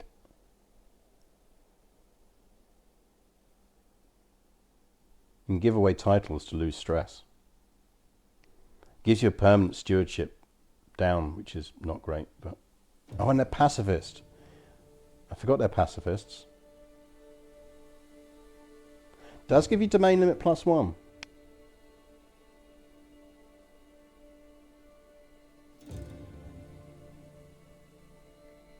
See, that's my thinking, Fenrak 43, is actually what we could do. Could do it with the Norse. You could do a kind of Norse matriarchal Christianity that keeps murder parties. We could do Norse murder disco Christians.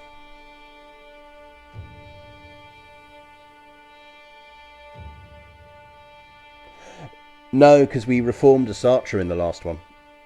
So we didn't go Christian. So what we'd likely do is try and keep most of the Christian ideas, but then go do it that way. It was something we could do anyway. Anyway, sorry, I'm not actually playing the game again, am I? Which is literally what you come here for. We were Christian for about 2 minutes, just purely because then it allowed us to form the Roman Empire, and then we immediately died and then flipped it back again.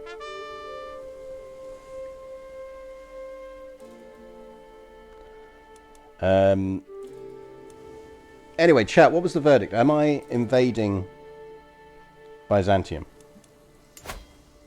I think the general verdict was yes, wasn't it? Because it's just too juicy a target not to. In which case, we're going to war with him for Thrace.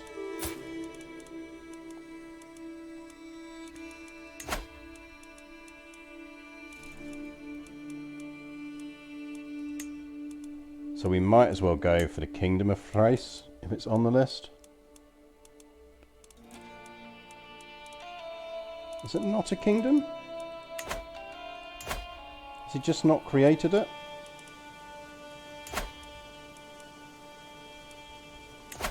Thessalonica.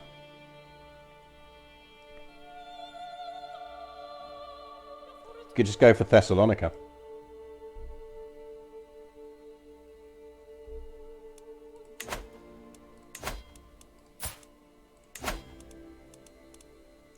Hey, guy.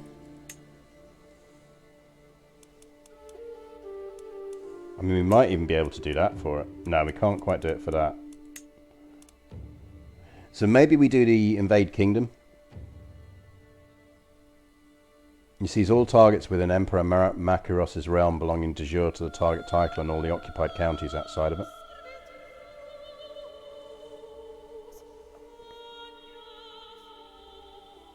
Oh, hang on. This is fine. We'll just, for Outreamer, we'll just do the same trick we did. We'll just go like we did when we formed Rome. We'll just briefly go Catholic. We'll just briefly go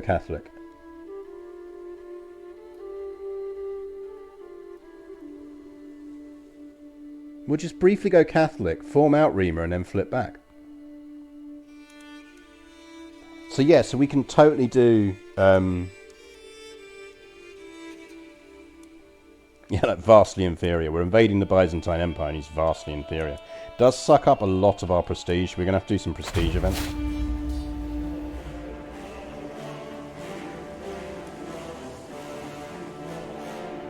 Did I actually go for the right kingdom though? I really didn't, did I?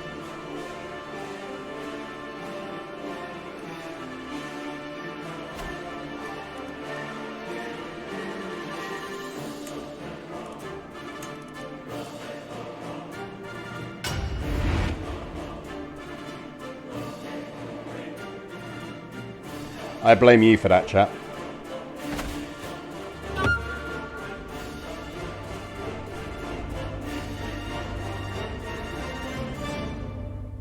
I blame you for that, chap. That's all of your faults.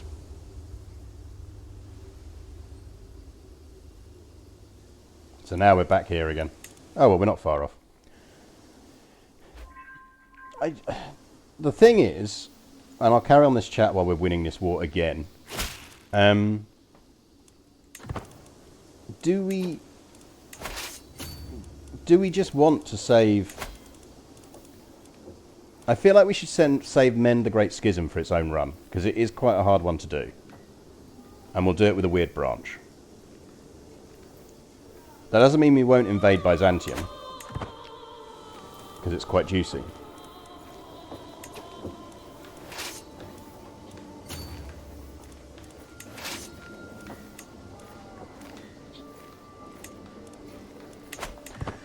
Yeah, we're gonna cap this one at forming out Rima. So we're just gonna push on out Rima.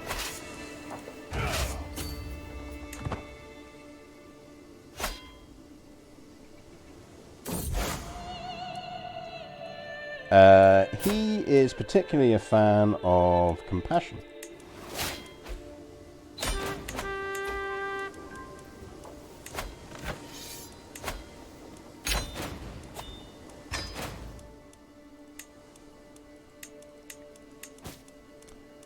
Let's ransom our prisoners again.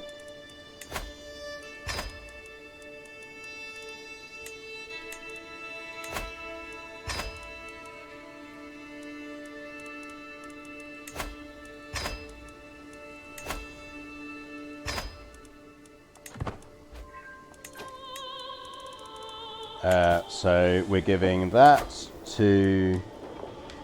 Well, actually, we need to give AJ a guardian first. AJ, you are being educated by your father.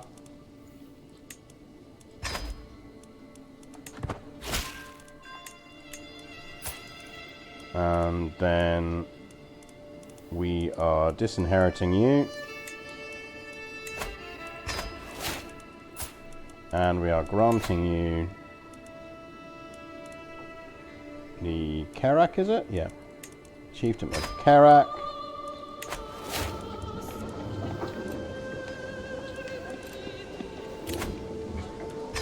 We're holding a mystical communion.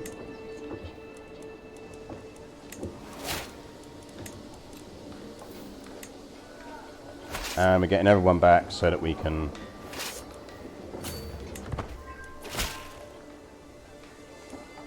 Yeah, never disinherit the wrong son. That's just annoying.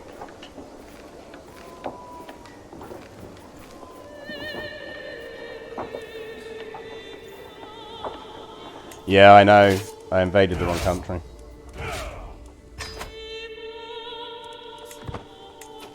Next batch, we will give him that alliance. We will ransom the rest of our prisoners.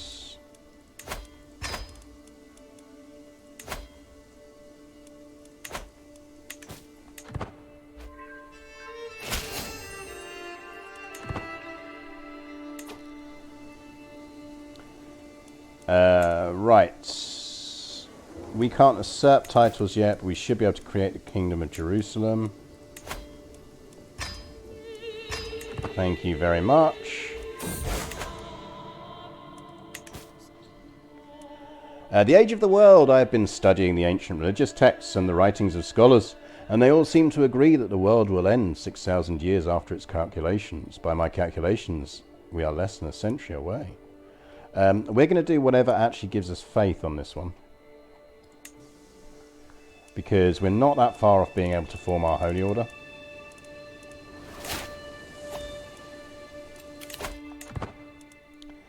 We'll take pedagogy, as we do have kids we're trying to erode. Yeah, we've got the assert, but I don't think we can do it yet because he's at war. Basically, when this dude stops being at war, we'll be able to do it.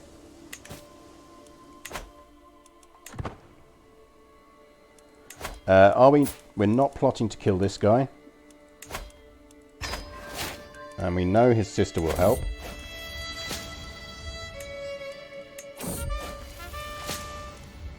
So you're seeing me speed play to get us back to our original point now. Kyluk D! I'm sure I've just absolutely brutally murdered your name.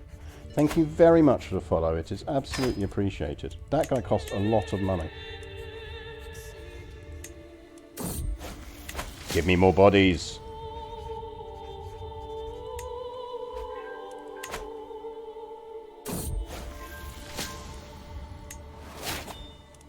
There we go, we're back up to roughly the same point, and we picked up an extra perk on the way. So actually we can probably switch off of that now and go for intrigue, because we've been quite lucky with our murder block plots.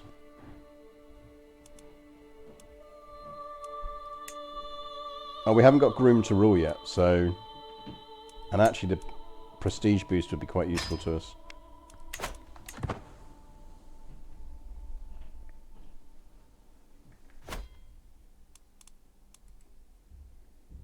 Kailash, good to know. I will remember this for future. I will remember Kailash. Yeah, I think we're just going to push for Outreamer for this run. Not least because we're still playing this on the last patch, and I'd really like to catch up. This is the downside of only streaming on Sundays, is you tend to have that. Someone is watching for the point where I can go feudal, aren't they?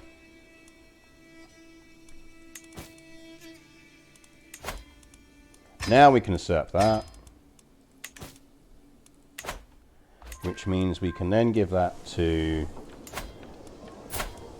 AJ. No, we're nice. We're going to let him find his own wife when he gets old enough. And we're also going to grant him whatever the hell that title is. Karak?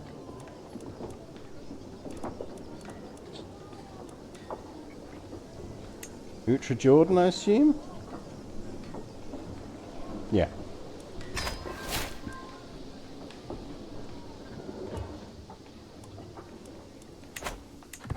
And now our son hates us a little bit less.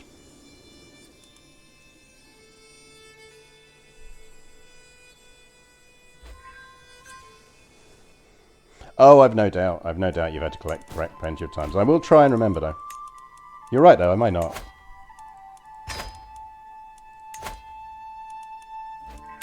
Not really fussed about educating those other kids.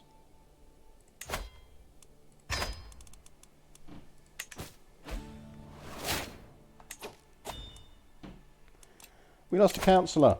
Oh no, it was our really good spy master. That's very annoying. Actually, we should get that going in there. Do we have another really good spy master? Okay, we might want to see if we can get a really good spy master. Where are the single ladies at?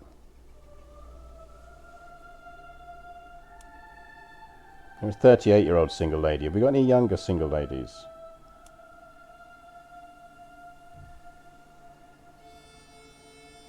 This is a very bro court we've got going on.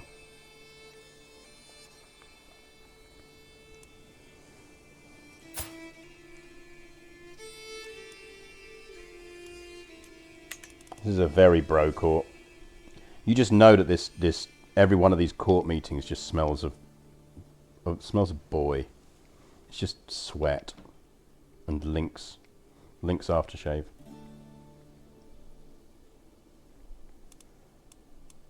Do we really have no one?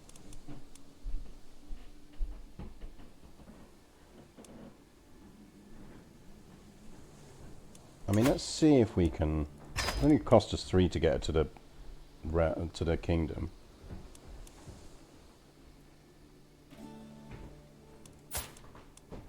Can we marry you to someone with stupidly high intrigue? Yes, we can. Come join my kingdom.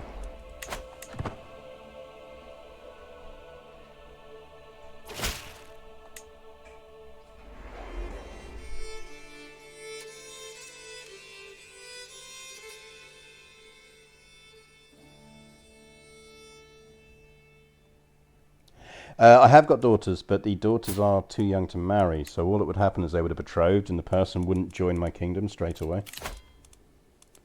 But now... Oh, hey, look, a really good spy master. How useful. And given that we're in a bit of a hurry to murder, it just seemed appropriate.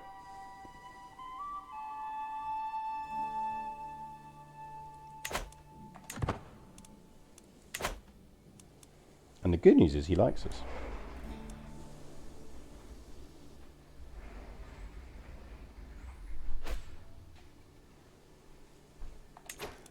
Right, I think that is the dude we need to assert the title of, so his war is over.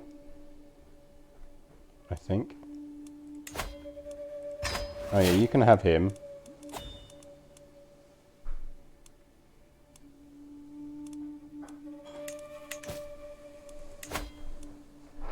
Oh no, we'd already usurped it and given it to him, so we're fine.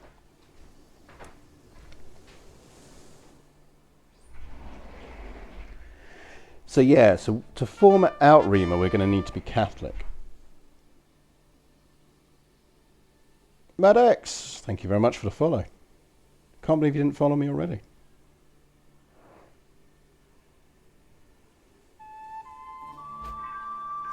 No problem, Kailash. Thank you very much for the stopping by.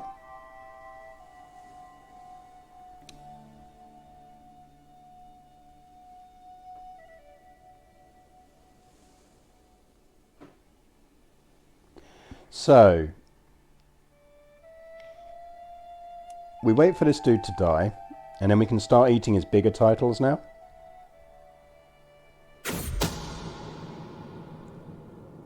Our agents have come up with a plan to rid ourselves of Caliph Abdul Jalil of Abbasid.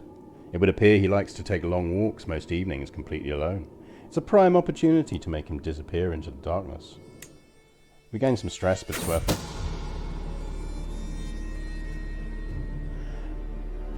Caliph Abdul Jalil was enjoying his usual evening stroll when our agents leapt from the shadows with a dagger. Nice. Right, who are we declaring war on? Oh look, new child emperor. Yay.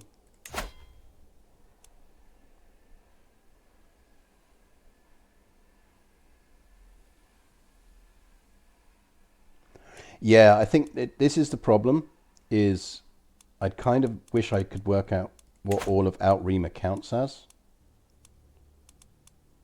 Because then I could actually try and make sure we've got it so we don't have to flip Catholic for too long. But I don't think it's going to show me what it will be.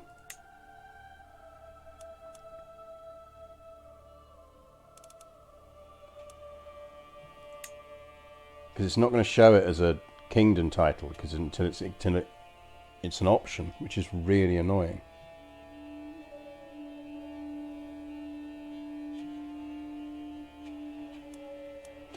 I think it's basically Jerusalem, Syria and Jazeera.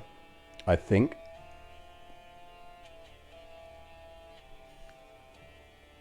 I think that's what it is.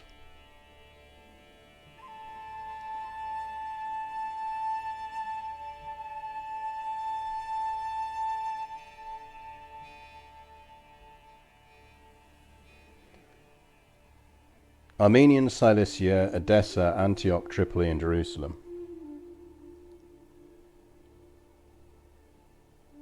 So Antioch's Sicily.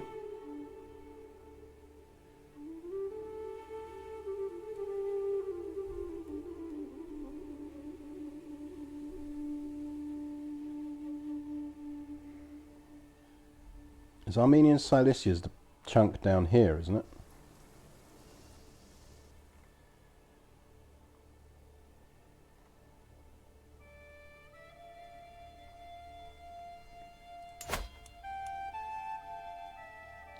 Well, let's grab Syria off of him.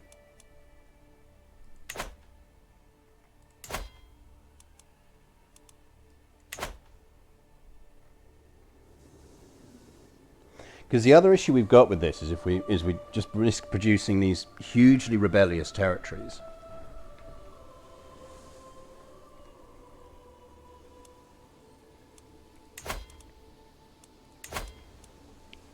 I think we flip Catholic the moment we get Prester John.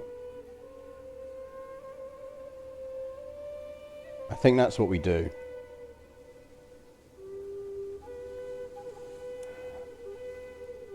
It gives us ecumenism.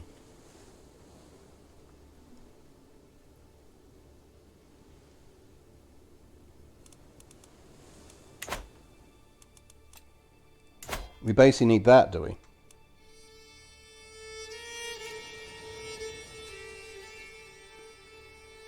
I mean, maybe we go to war with the Byzantine Emperor for that then.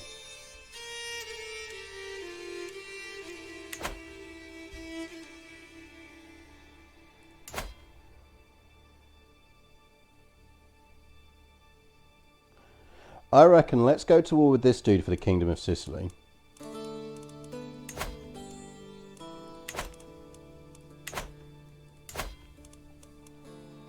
Or King of Syria, rather. We're leaking piety, but because we're declaring war on heretics, we're earning a lot of devotion, so it's fine.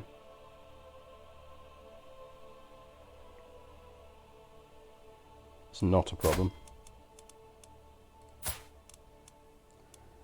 This is our preferred heir, so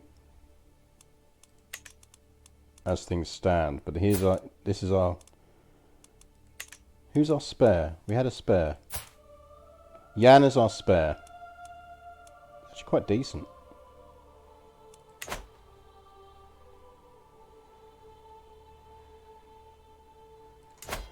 Let's take Syria off of this dude.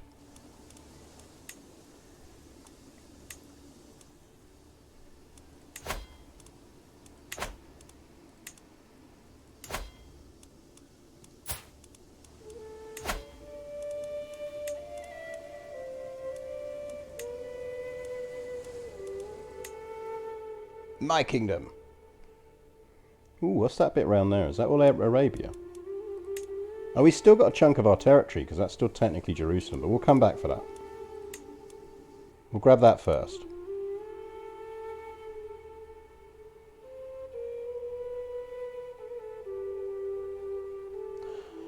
Duchies of Jerusalem, Syria, Arabia, Yemen, Mesopotamia and Qajaria, along with Sinai and Kermanshah. So if we've got Arabia,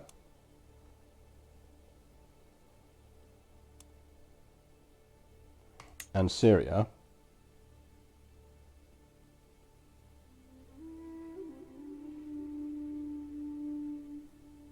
yeah, that is really useful. I mean, I reckon Syria is going to cover a chunk of that. Jerusalem covers a chunk of it. And a bit of it falls into Arabia.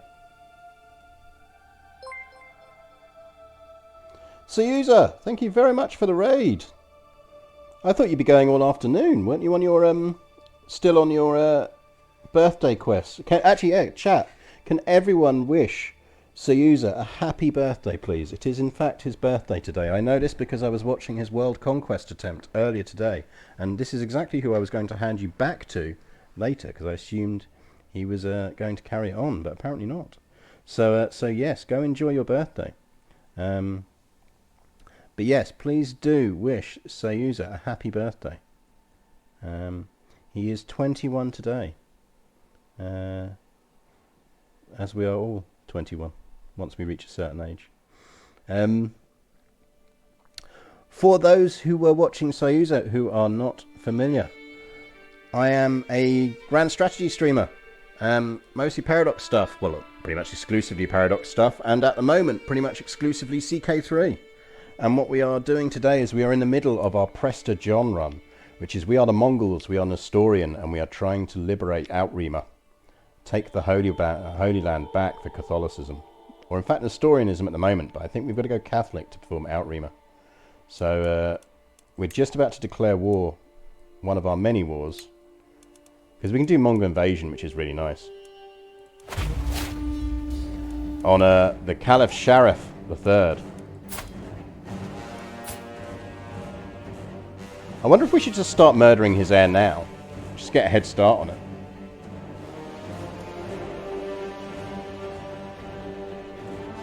Like, it would give us a head start.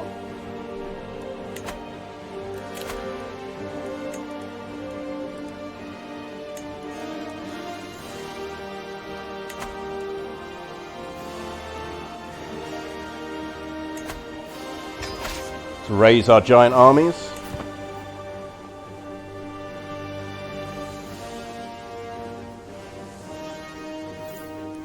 Our giant armies. Because we're still benefiting from the fact that we're Khan of Khan.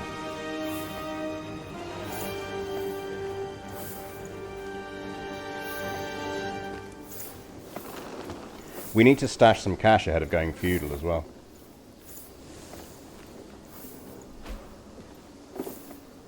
Yeah, Thadron, who are the first games today? Because if it's interesting games, I may well end a stream on the dot at 2 rather than running over like I occasionally do.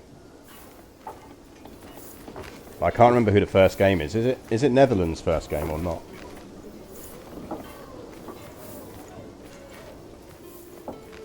Who's creating factions against me? That's just rude. Okay, can you go siege that down? Can you go siege that down?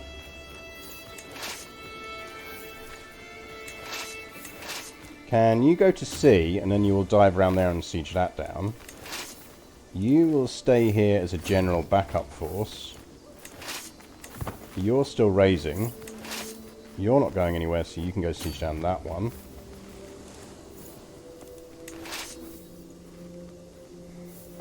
Oh, is England Croatia the first game? Oh, right, okay, yeah, then it will be. I will be finishing the stream at about 10 to 2. We'll finish early today. Juan, we could actually... We'll let him keep... Oh, no, actually, we can give him ambitious. He's looking increasingly useful as a ruler. We do need to host a feast. Or go on a hunt. I think we're in command, though, so...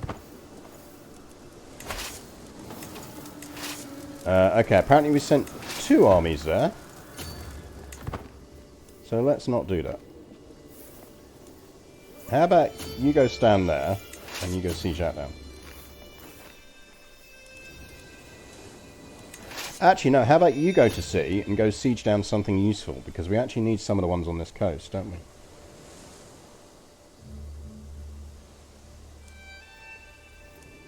Yeah, you see, the problem is, much as I love you guys, I do actually need to watch the football as well.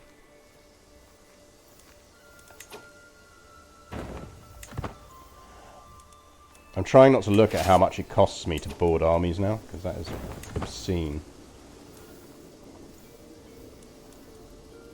Because we'll gradually advance these towards his capital.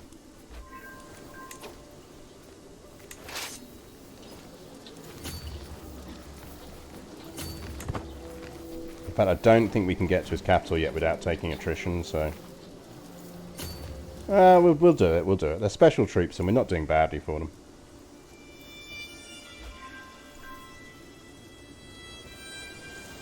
Ah, well there you go then. At least it benefits someone other than just me. We can ransom that guy for 100 though, so we will do that.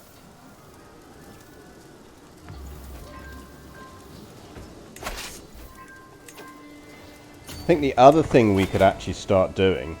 yeah, sure, whatever. You go siege that.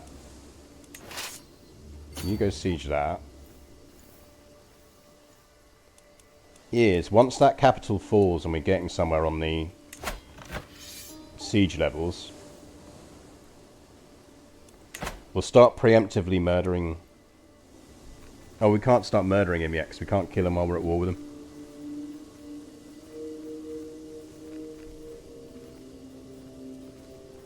I think he theoretically has armies.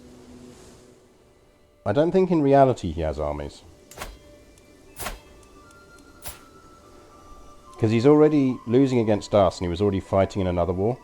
So I think he really does not have a lot of troops with which to get rid of our vast Mongol hordes.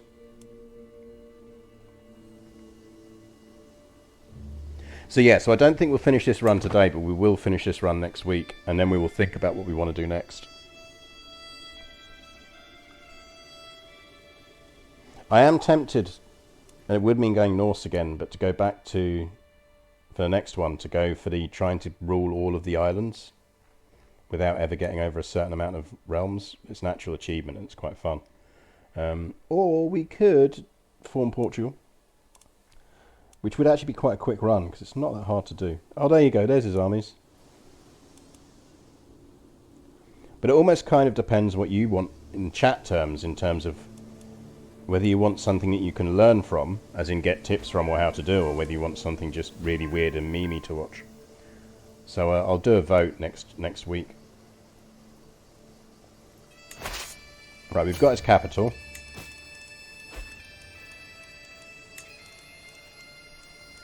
We have a lot of prisoners we can ransom again, which is useful, because let's keep our cash up.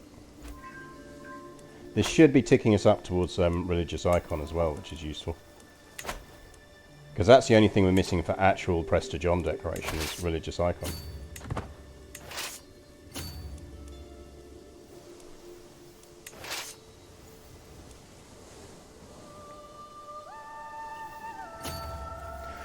We're going to need to go to war with the Byzantines for... Alright, well, he didn't last long in power. So we're going to need to go to war with the Byzantines for Antioch anyway.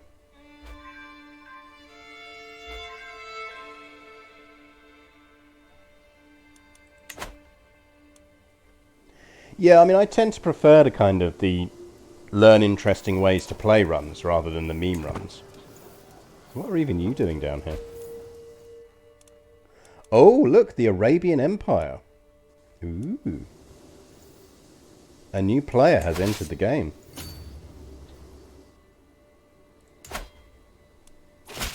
He still hasn't got any armies.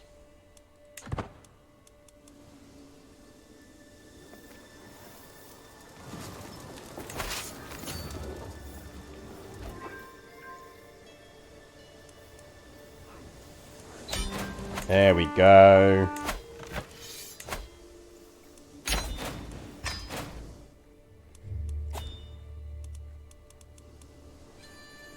We have a lot of territory to give away now, chap. Mongol invasion, by the way, is my favourite casus belli in the game. Precisely because of that. Like, how cool is that?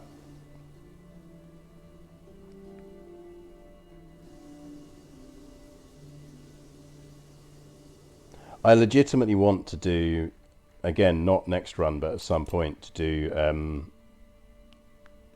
Norse, Viking, Mongol hordes. I think it'd be so powerful.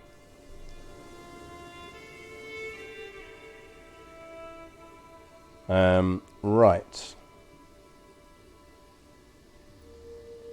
So we need to give away a lot of territory. We also need to plot to kill this dude, because we now have a truce with him, which we'd really like to not have.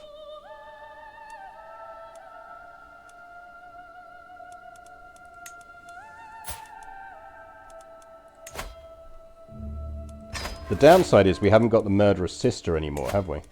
So she's not going to be interested in getting involved. Because she was very useful last time round. I mean, Jamil wants on board. Come on board, Jamil. And this sheik is in, so that's fine. And you'll do.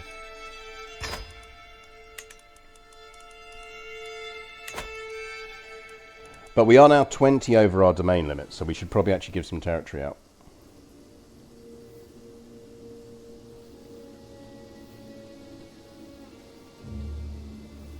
I don't think it has a plural, it's just domain. And I do wish they'd go back to using the proper original spelling.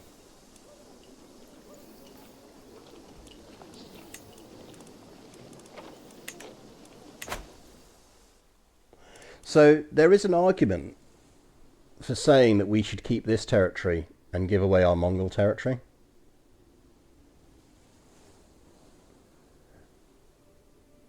Maybe. Because it's already feudal. And we're about to turn feudal.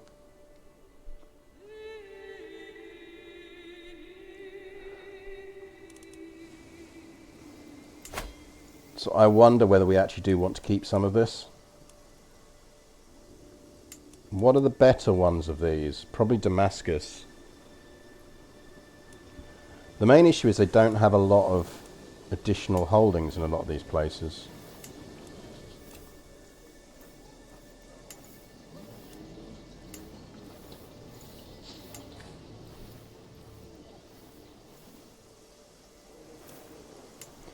Yeah, we could do that. We actually have another son we could do that with.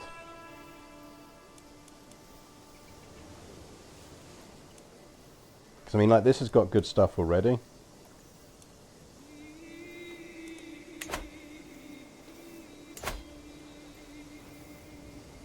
I mean, Aleppo's just lovely. Because of the citadel of Aleppo. I'd almost rather have my capital at Aleppo.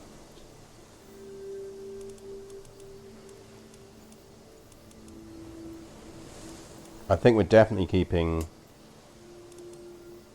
Aleppo.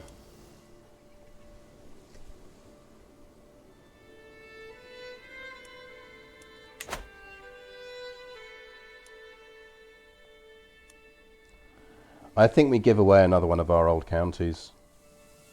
I think maybe we give away Jalmat. Because the thing is, we'd have to build all of this stuff up.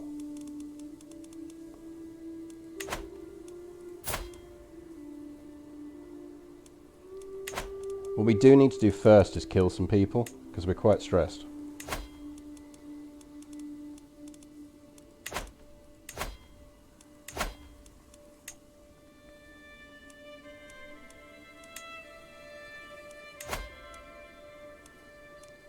Right, your daddy isn't going to give me any money for you. Sorry, kid.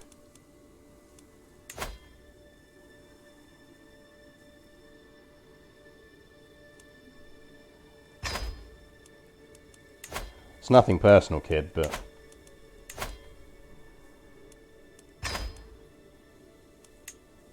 you were just stress lost to me.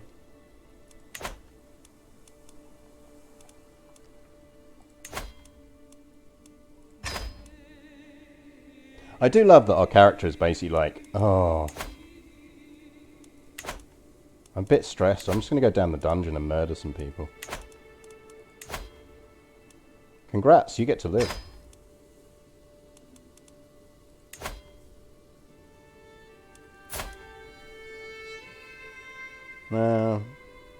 Yeah, we're just burning you at the stake.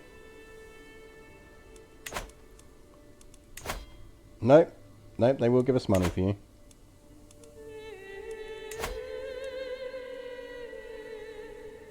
Yeah, I think it is a bit of a push to describe us as just. A bit of a push. So what are these people we can get cash for? So that's fine.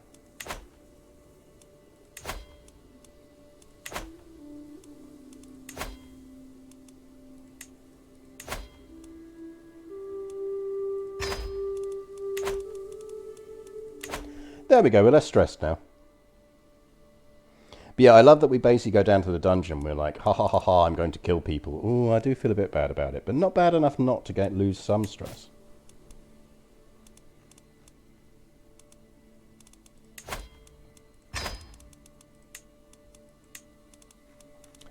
We have control problems, which we do need to sort out.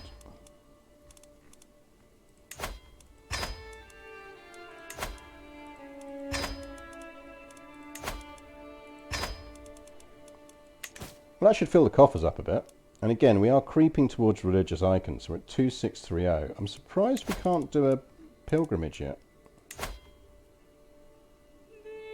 No, we theoretically can, so we just need to not be at war.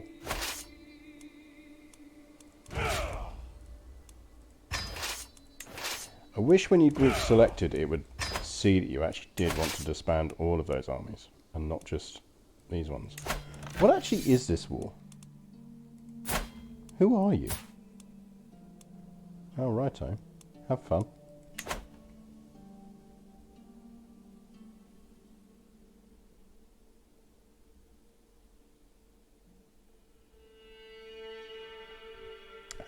I always... well, don't... I shouldn't say always, because always is wrong. Generally speaking, I hold off marrying my heirs as long as possible. Unless I really, really need the alliance, or if I've got traits that are going to get them a better marriage than I can get them, than they would be able to get themselves. So if I've done that chivalry line that gives the marriage unlock, then I'll go for an early marriage. Or if there's just a really good candidate that's too good to miss out on.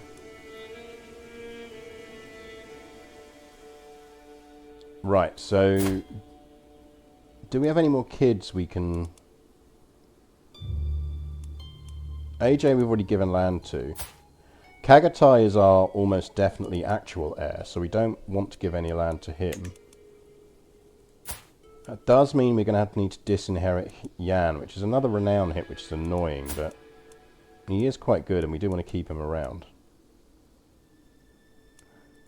Oh no, Yan's a bastard, that's fine. It's that Yan that's the problem. Problem with giving him a house is he'd form his own line. Unless we married him to his sister. We could marry him to his sister.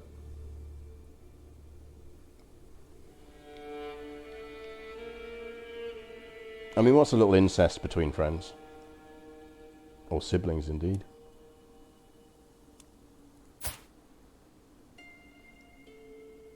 So that Yan is decent as well.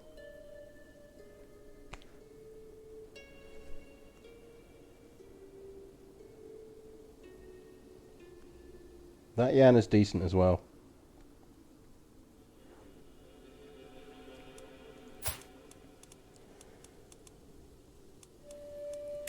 So if we disinherit him,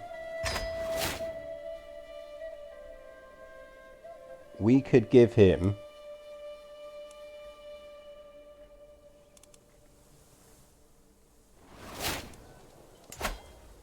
because Kazan we need to keep. We could give him Yalmat.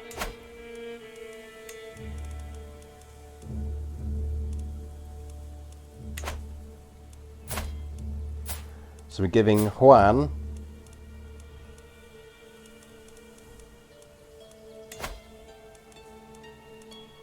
the chieftain of Yalmat,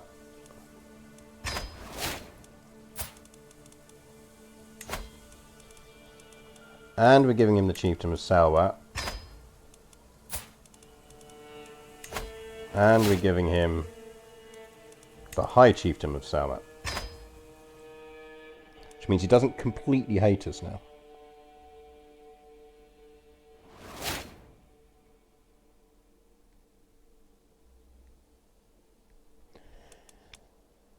Yeah, but only if they actually do have inbred kids.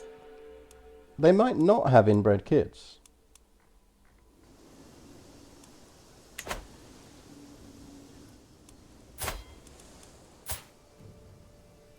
Like, it's just he's quite pretty.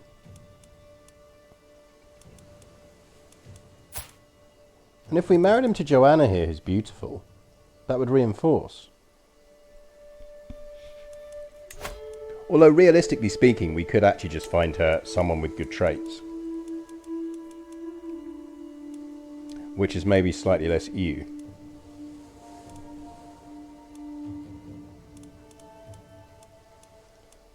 Is there someone less old? But also, yeah, less. So what we're after is no one older than 10 years. Don't really care if they're an adult yet. There's a Swabian dude here. He's intelligent.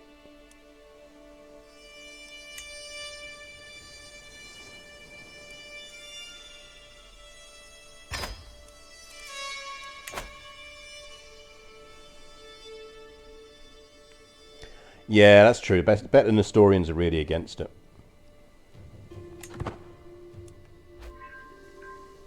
Oh shit, we need to give away territory, don't we? I keep forgetting. Right, what are we keeping?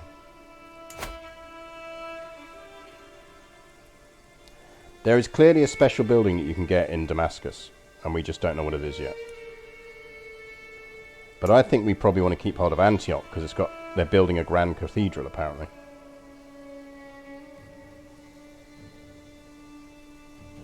Which sounds nice.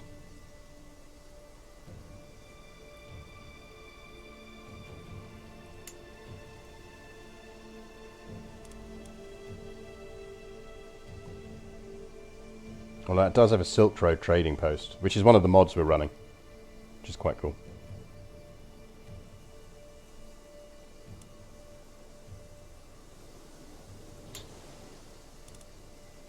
Right, Lebanon we're definitely giving away. So, who's Mongol and Nestorian? You are, sir. Congrats.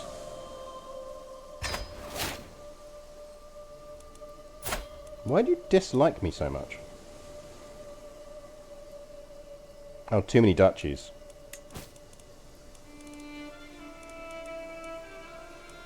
I mean, I do have 9 duchies. Which is too many duchies. Let's be honest.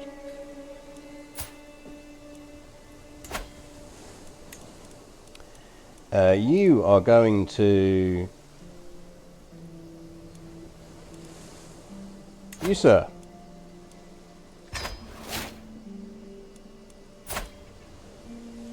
You are a Nestorian Mongol.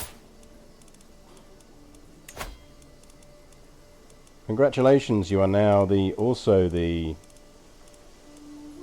High Chief of Lebanon.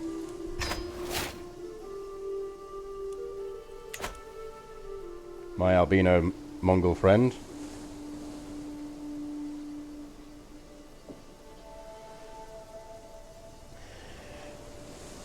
I think Aleppo, Jerusalem, Antioch. Yeah, that probably is actually a bit cruel. Like, he is not going to have fun in Lebanon.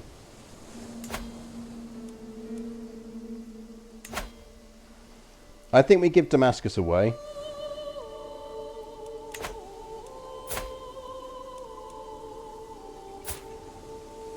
See, Juanita's quite good, and she's almost old enough to marry. I think if we marry Juanita to someone for reinforced traits, we could give her husband.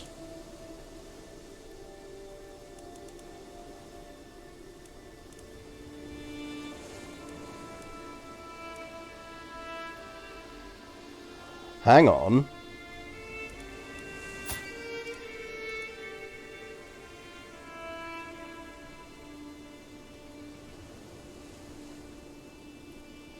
No, we're probably going to want to keep the Kingdom of Antioch for ourselves, aren't we?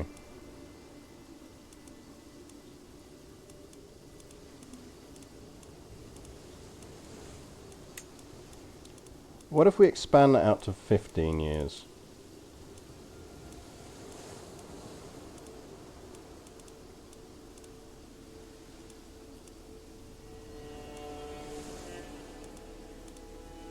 Because we need someone who's reasonably going to kind of either come of age roughly the same time or not, because we don't want to be holding on to this too long.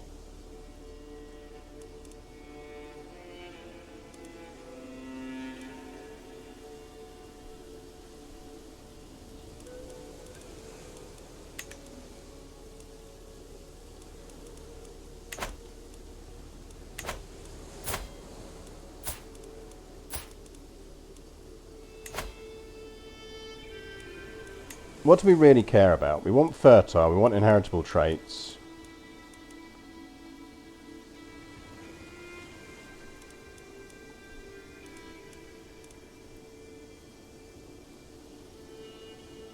He's beautiful, so he probably would have beautiful babies.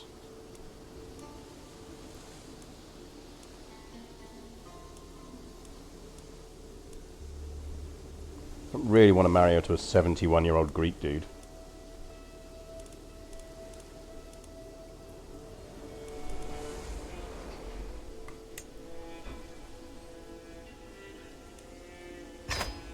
Let's go with him.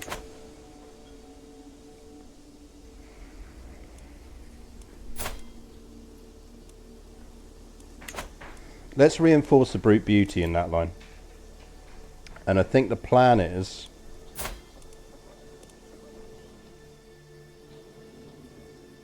I do really want to sit on a lot of territory for 3 years though.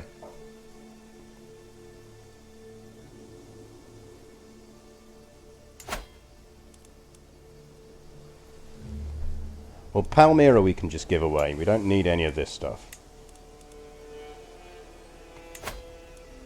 As long as you're a Nestorian Mongol, you're getting territory here. Ooh, look at that though. Temple of Bel. It's disabled though because we're not Muslims, so actually you can have that.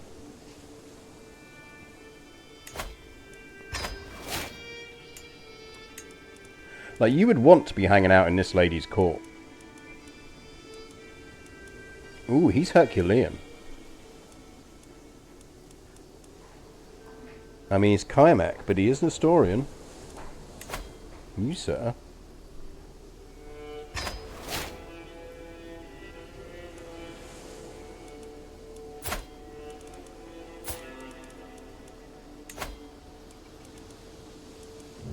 You, sir, can be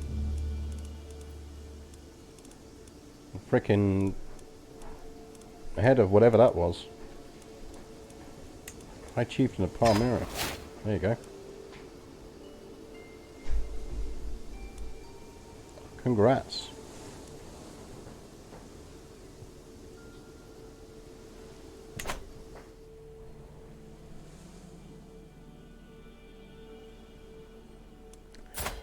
He's not well. That's why he's in a nightgown.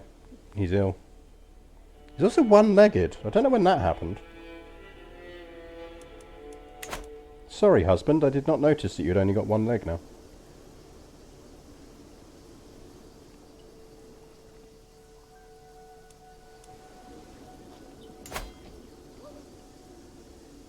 So we're keeping Jerusalem and Jaffa.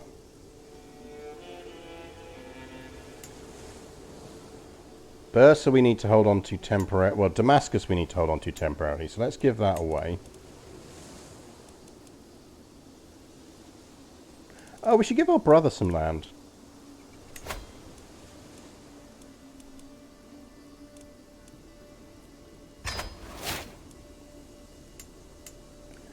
Damascus we're going to give to our daughter's husband.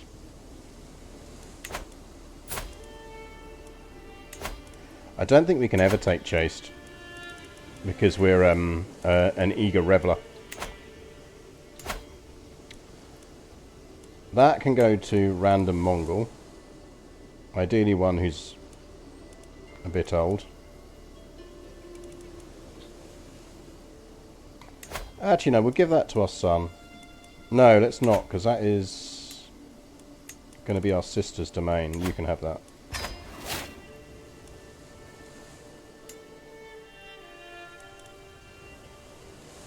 So that's part of Damascus as well. So that can go to... Kind of running out of Mongols here.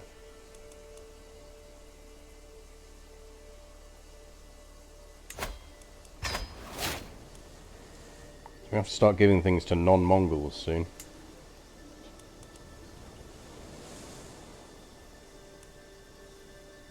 So that is Homs, which we're not keeping, are we?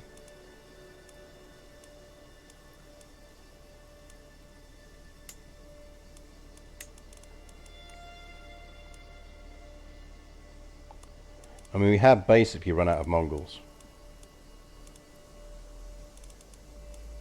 We got anyone in the same cultural group?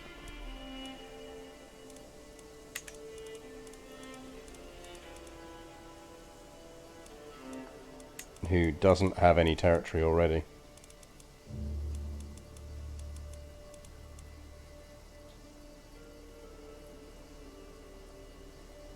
I mean, basically down to this guy.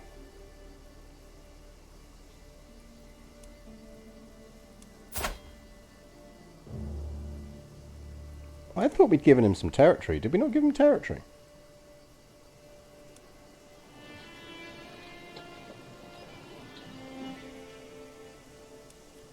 Well, look, AJ, congratulations, you're going in charge of Homs.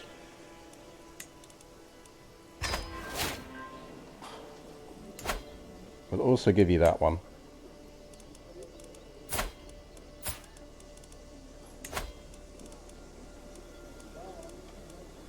It's useful for him to have a couple. That can go to this dude, which means you get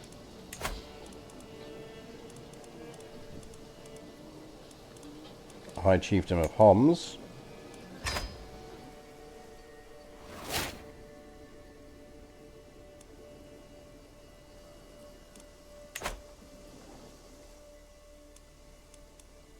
So what have we got left? So Edessa we now control. So we must be really close to being able to form out Rima then.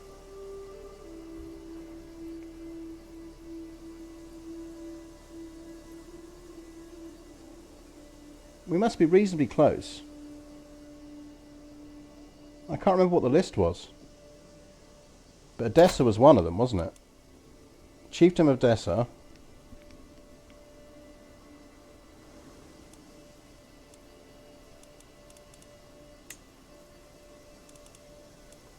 I think we're of the point now where we're just going to have to go with any. We'll go with some, as long as they're Nestorian, we'll give them territory. You would actually make potentially quite a good spy master, so.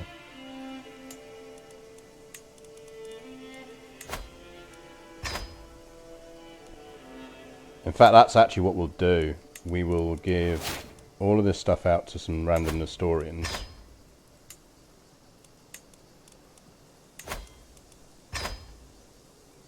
And then we'll make you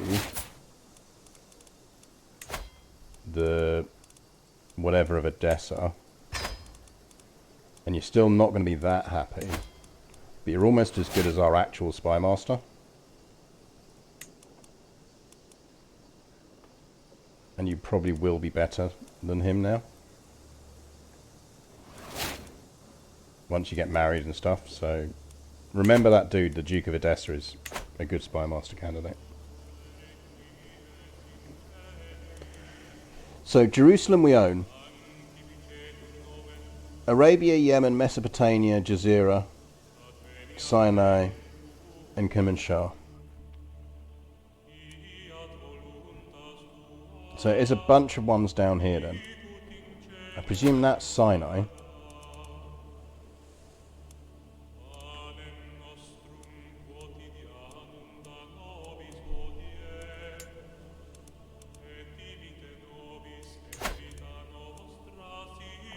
So that's the Duchy of Sinai, so we need that.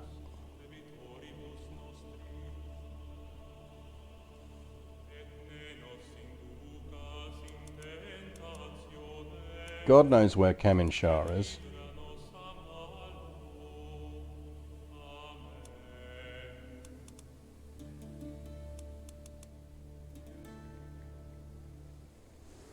But we definitely need Antioch.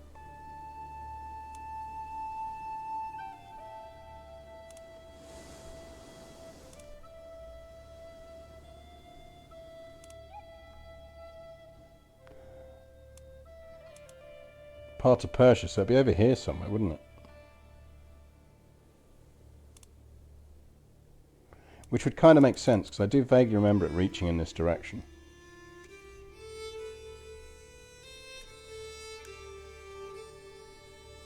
I assume part of the problem is they'll name. Well, there's Mesopotamia, so we are going to need that. So we will need that. So we are going to need to go to war with the Byzantines for those two. So we should get our Byzantine Empire war on while he's still not super strong.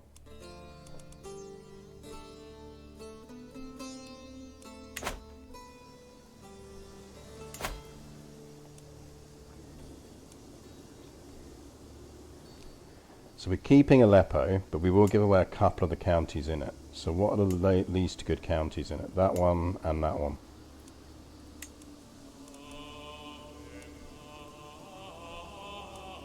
Let's maybe go with someone who likes us.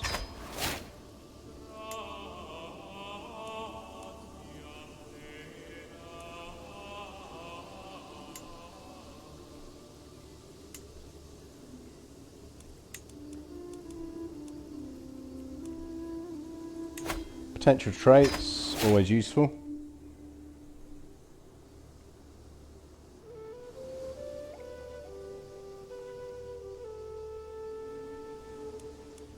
So Damascus we're holding on to because we need to give it away.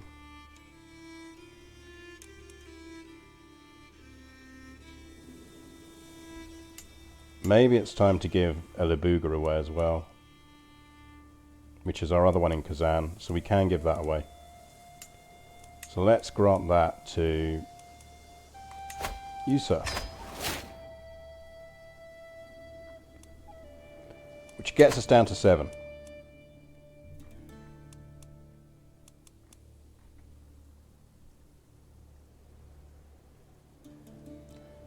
So I think we go after the Byzantines while we can. But let's get these guys disbanded and reformed first.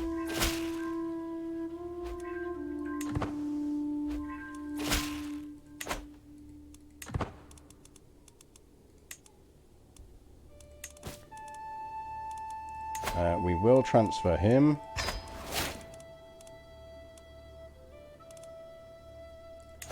Kingdom of Syria we can create, so we will.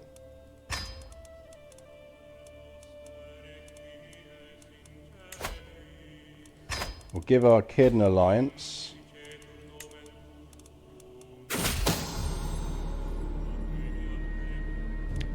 Oh no, someone's plotting to kill one of my prisoners.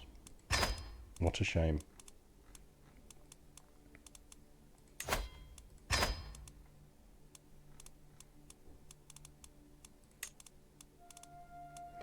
So at least we're down to a bunch of these, and we can get rid of a whole bunch of them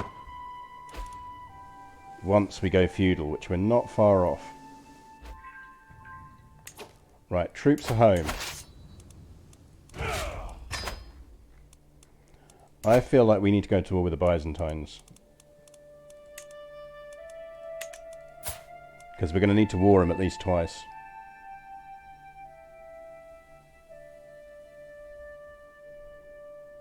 Of course we have to fight them. How else are we going to get this territory?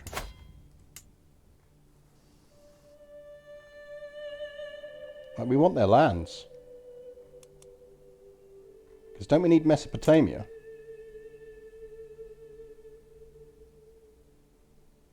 We need the Kingdom of Mesopotamia, so we need that.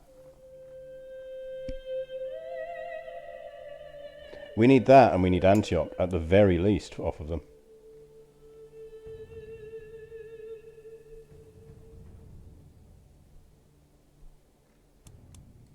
So we need to slap the Byzantines around whether we like to or not.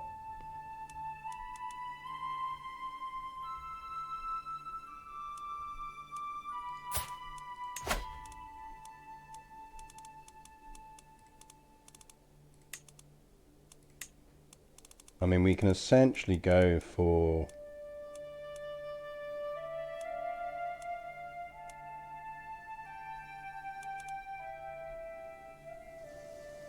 Do we not border Mesopotamia? I thought we bordered Mesopotamia. Do we not?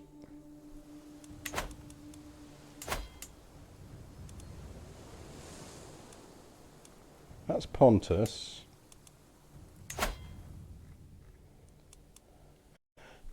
So we'd need to go for Armenia if we were going to go for Kingdom, but we could just go for Mesopotamia itself.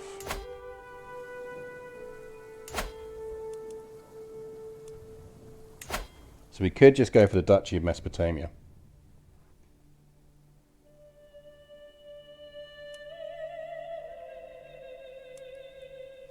Well, we're still murdering the other dude, because we need Sinai as well. So I think we do one war against him, because his heir is this dude who has an alliance with Wallachia as well. How murderable is he? I suppose that's the question.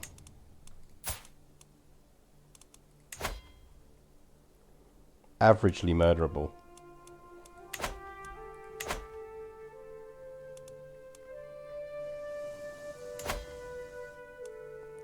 Let's get Mesopotamia off of him.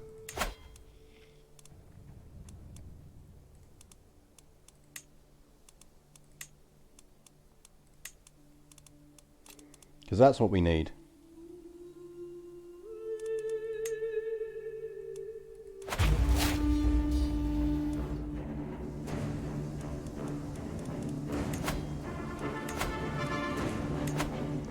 War music!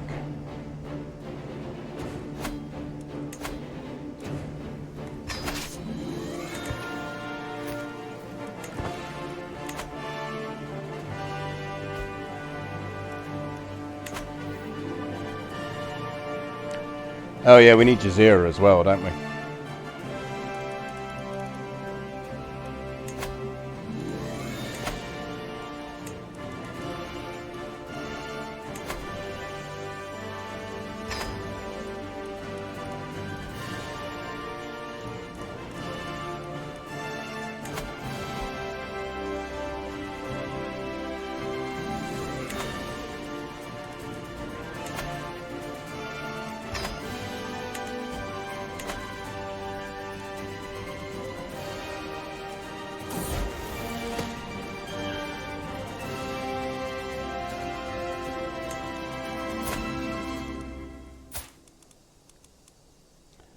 He's charming, so he's got an intrigue boost. So I might want to go diplomacy for him. We don't normally go dip. No, we're going to need him to be stewardship. No, we could marry him to someone who's got really high stewardship. But we do need to educate him. Because he's our potential heir.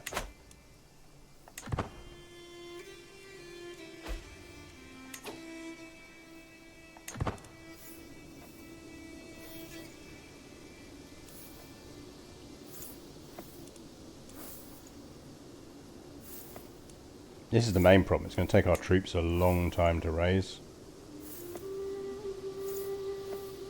Now look at the gathering on that.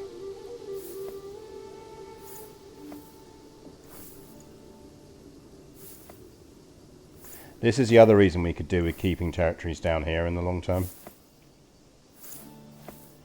Because all of our wars are really going to be down there.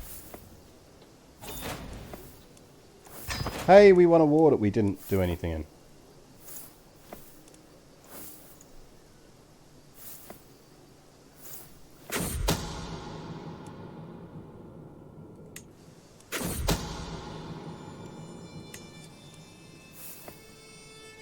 Well, rip the other guy. I'm actually slightly worried that he'll gather his armies before we manage to get everyone together. No, here we go. We're going to be alright now.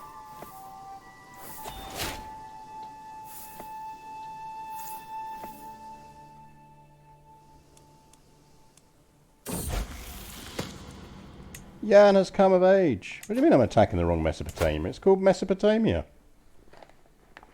How can I be attacking the wrong Mesopotamia? Yes, I'll need the kingdom, but to form the kingdom, won't it be part of the duchy?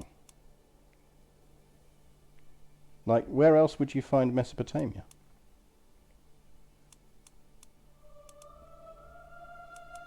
I don't get it. Or is it like that it's moaning about something down here that becomes part of the kingdom of Mesopotamia? No, because that's the kingdom of Arabia. Like Jazeera we need. Oh, it's over there, isn't it? Oh well. Should we see if we can white piece them? Hey dude, sorry, we didn't mean to declare for that. Our bad. It's all a mistake. You see, you've got a place called Mesopotamia, but we needed the other Mesopotamia, so we declared on you when we actually meant to declare on the other guy. So sorry about that, mate. No hard feelings, yeah?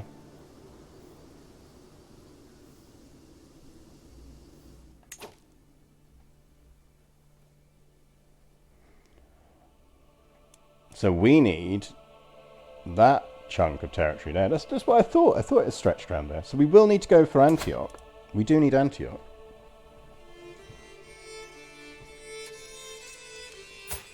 Anyway, no hard feelings, yeah? Just gonna murder you. Because I do need some of your territory, and now we've got a truce, which is really awkward. So I am kind of gonna murder you.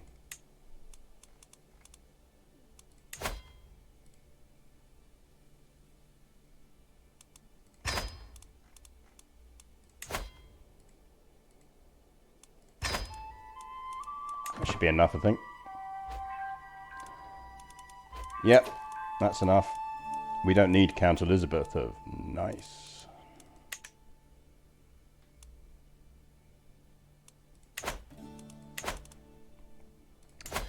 Meanwhile, Nuri, because apparently the Arabian Empire doesn't exist anymore, which is very handy for us. Because that's a lot of people we can declare war on. We do need that off of you, Mr. Nuri dude. So once we have once again dropped our armies,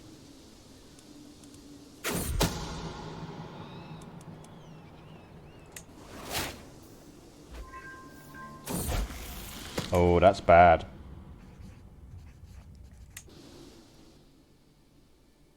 That's bad, because I think that has harmed our... No, we're alright. We're good.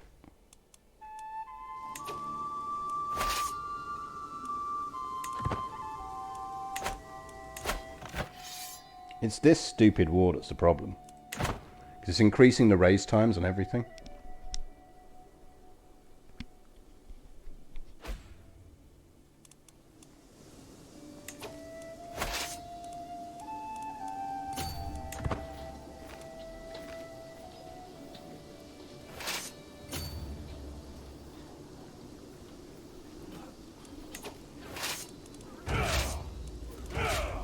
Because it's going to put 18 months.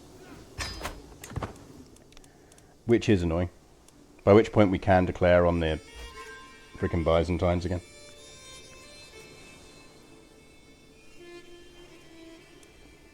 But we earn a hell of a lot of money in the meantime. And we're going to take Groom to Rule. Which gives all of our kids some traits, which is nice.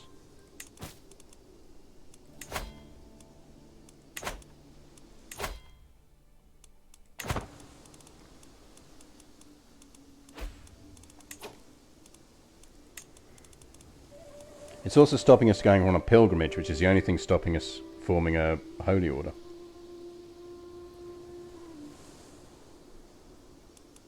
Oh, right, well, let's do the feudal switch now then, because I think it's to our benefit to do it now.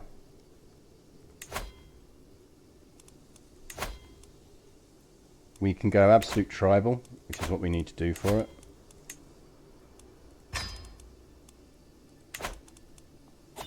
Which then means... The old ways have served us well, and we will always honour them. However, as a Khatun of Samarid, I have concluded that we must adopt feudalism and its principles if we are to continue to prosper. It is the crucial next step on our on our road to greatness.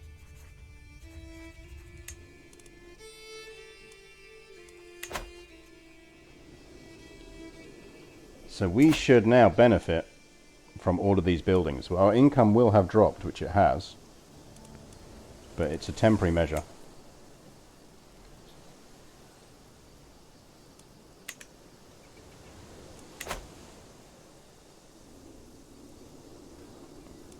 So we will now be getting the benefit from all of these. And we can upgrade some of these.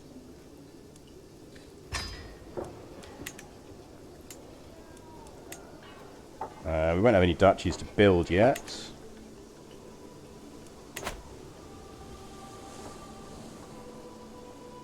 Yeah, the Silk Road to greatness, indeed.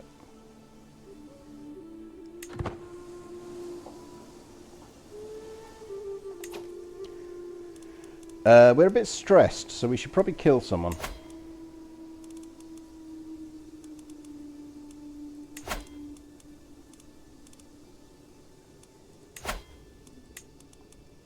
Because nothing cheers the Khaganate like a bit of stone cold murder.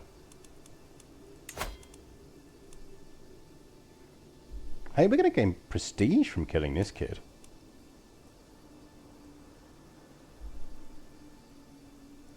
I mean, what's not to like?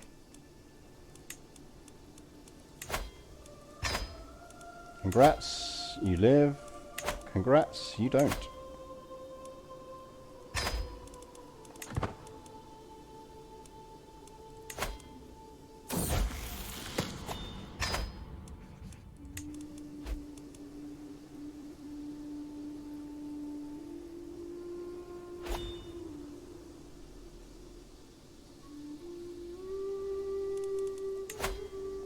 He'll give me some gold for her. And for her. And for her. An arrow to the balcony. In our efforts to rid the world of Emperor Mykoros, a window of opportunity has appeared. Or more fittingly, a balcony. It would appear that Emperor Mykoros has a favourite spot to take the air most afternoons. This balcony is across a small courtyard from a tavern. Send word for my best archer.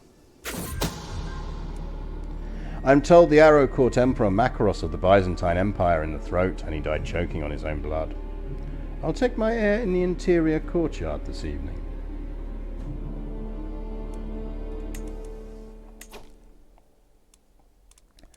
We gained a bunch of stress again though, so lose 42, gain 35. We just don't have as much fun killing kids.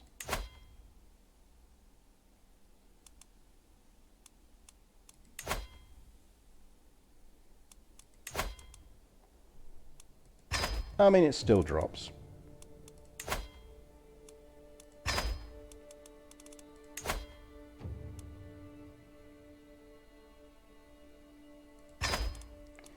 It's all positive at the end of the day.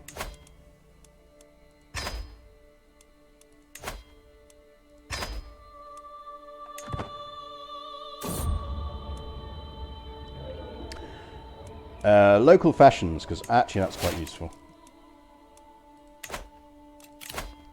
We can go mystical commune again.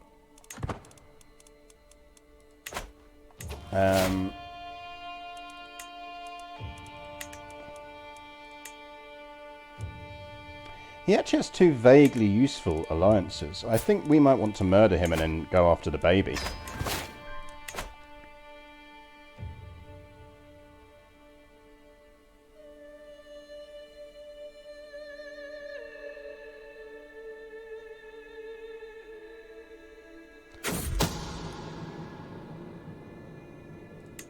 I mean, is it harder?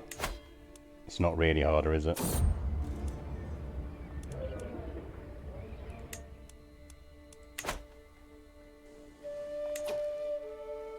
Oh, that's interesting. So apparently you can't be the Mongols if you're not tribal.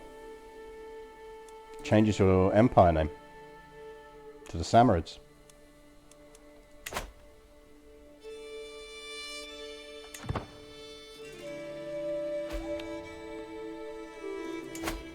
Oh, give over.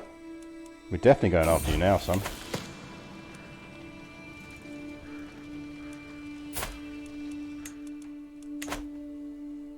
You got 2 bits of territory we want.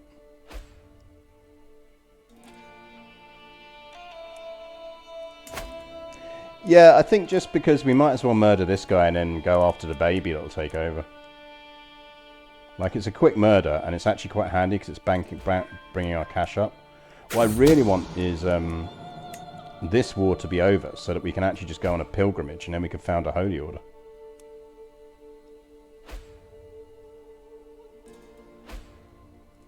And at least we're bleeding less piety now.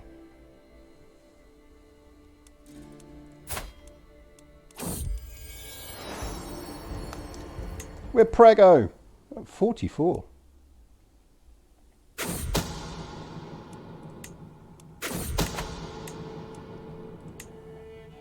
We killed him. Sealer, no allies. That's much better. Right, let's get Antioch, because we know that's actually what we want as our own territory. And the sooner we get that, the better. Also, apparently someone's at war for it already. So we can steal their siege.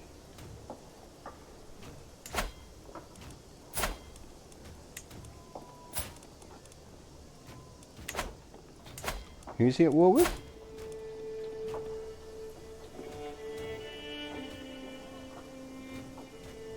The Nuri Holy War for Akka. Who's winning that? He's winning that.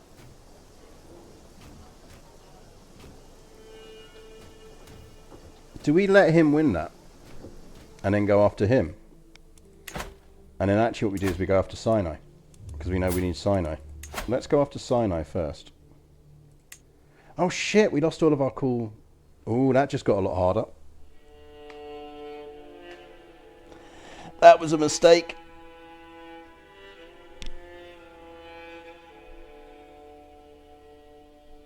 That was a real mistake.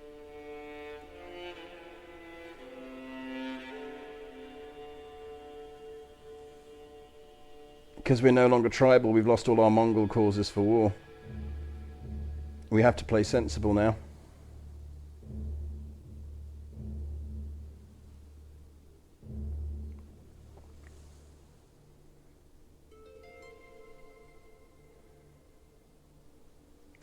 that's less fun.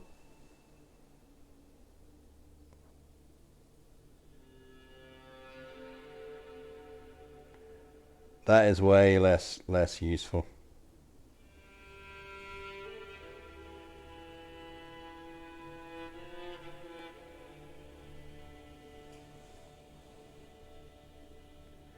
I mean, we should really live with the mistake. Don't really want to roll back. No, we made the mistake, and it's a learning lesson. It's a lesson learned.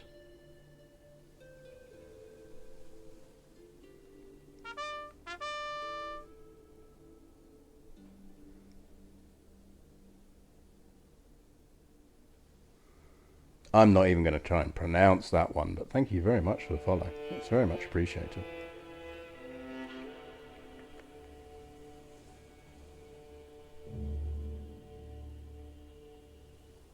Well, I mean, but this is part of the reason for doing it, is again, like, it teaches us lessons about things we need to be aware of in the future. So the ordering we should have done on this was carry on going with her hammer and tongs for everything we needed for Outrima, and only gone feudal at the very last minute. Thrill _ thank you very much for the follow. And as I say, that's part of the fun here. This is as much about turning around and kind of going, actually, we're exploring the different mechanics for both this run and future ones, learning when we need to do things and when we don't need to do things. And clearly what it is here is we should have stayed until we'd got all the territory we needed for Outrima. We should have held off. I'm assuming we can still Holy War here, so it is very much in our interests to let him take over the other bits of territory we need. So this isn't a bust by any means, it's just we should have thought about it. Because now if we're going up against what are essentially co-religionists, we have a problem. But it's fine, because actually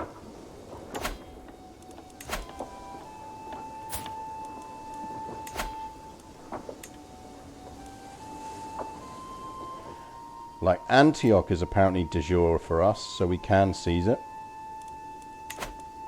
But it means we need a claim on that, because we need for armor. Or we go after Sinai first,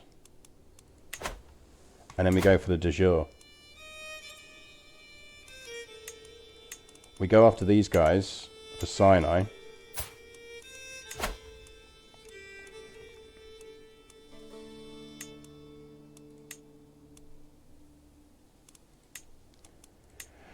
The main problem is this means piety is a really luxury resource for us now.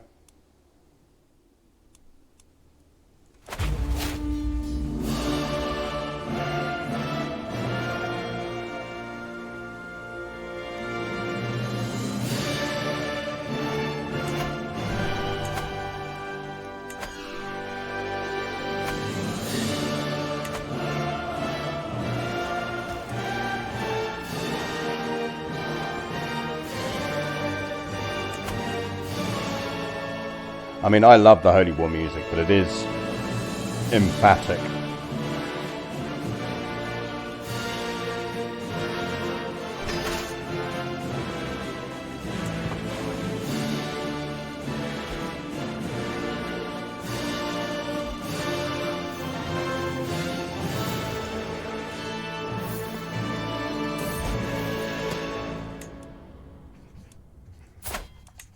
She looks sleek and elegant.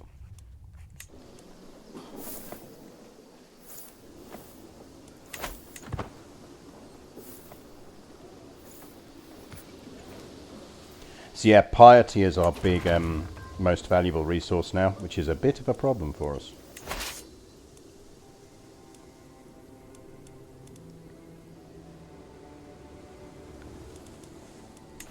Right.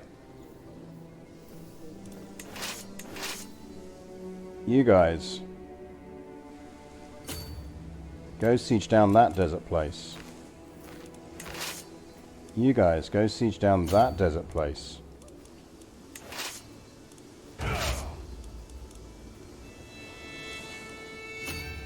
Go for the main battle.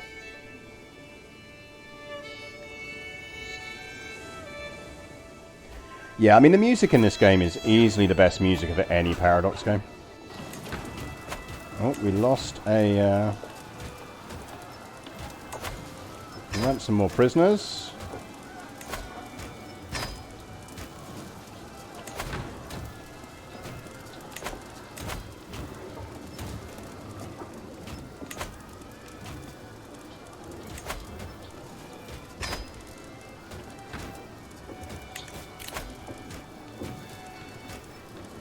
Oh no, we lost our steward.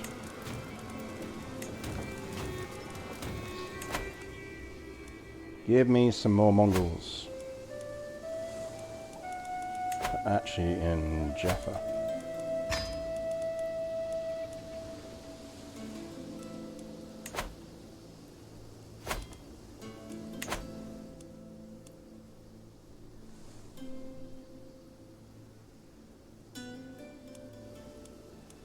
Yeah, I mean, look, ultimately, this is further proof that I need to get a blame chat emoji. That's all.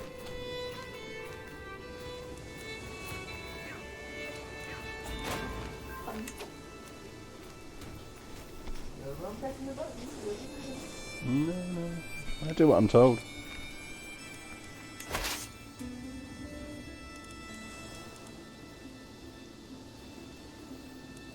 We probably don't need to bring everyone here, but actually we're not. How quickly are we losing supply? A lot of soldiers in the army don't use supply. Ooh, she's actually quite good. She'd be a good ruler. See how she grows up.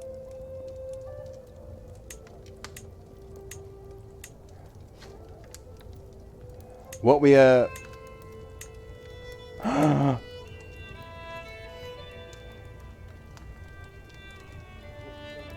she's Chaka Khan.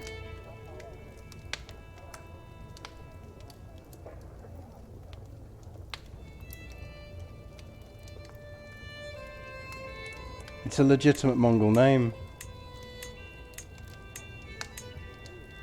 I like Alan's in there as well.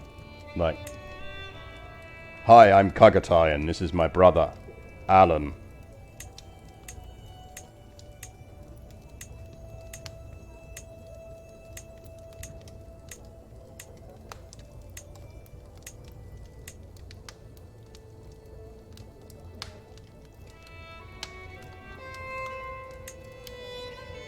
Alan Gua. Cockachin's quite cool. Let's go Cockachin.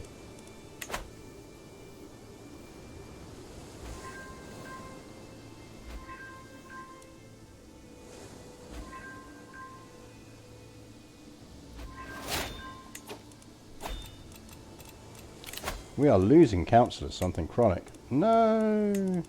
Okay, you welcome back. Should we be murdering anyone? Is there anyone we're meant to be murdering right now?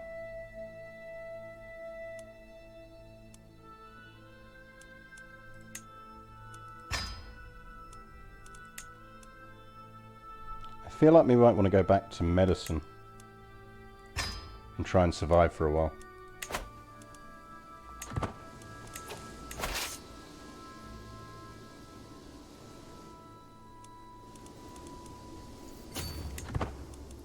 Like, I feel like we should be murdering someone, but I'm not sure who. No, don't do that. Just go there.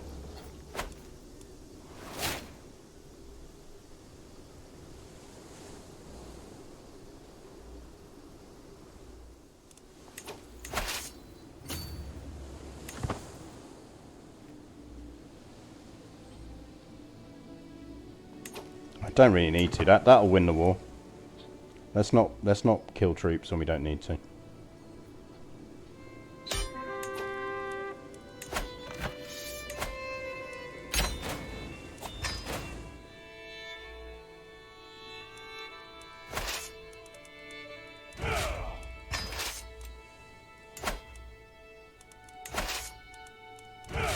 That war is screwing us over something chronic.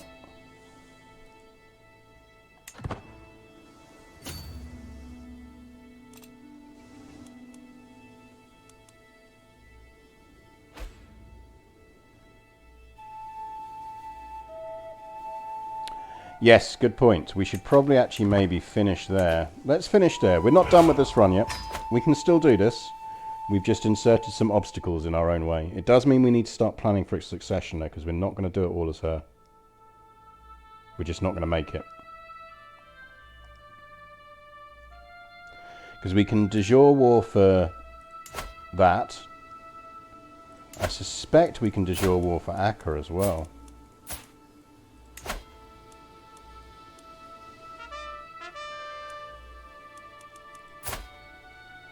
Mishaby, thank you very much for the follow. How can we holy war against him now when we couldn't before?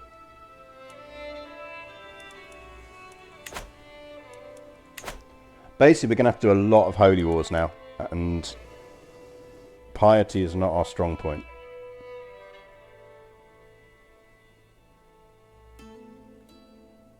So we probably need to push piety or pious traits on our subsequent rulers. We also want to try and reach religious icon because it'd be really, really useful to be able to get consecrate bloodline in. Although I don't think we'll hit the piety for it.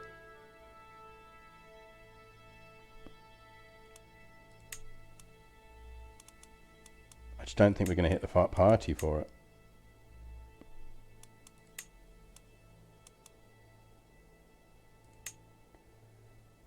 We will hit Prester John, which is going to give us a ton of renown.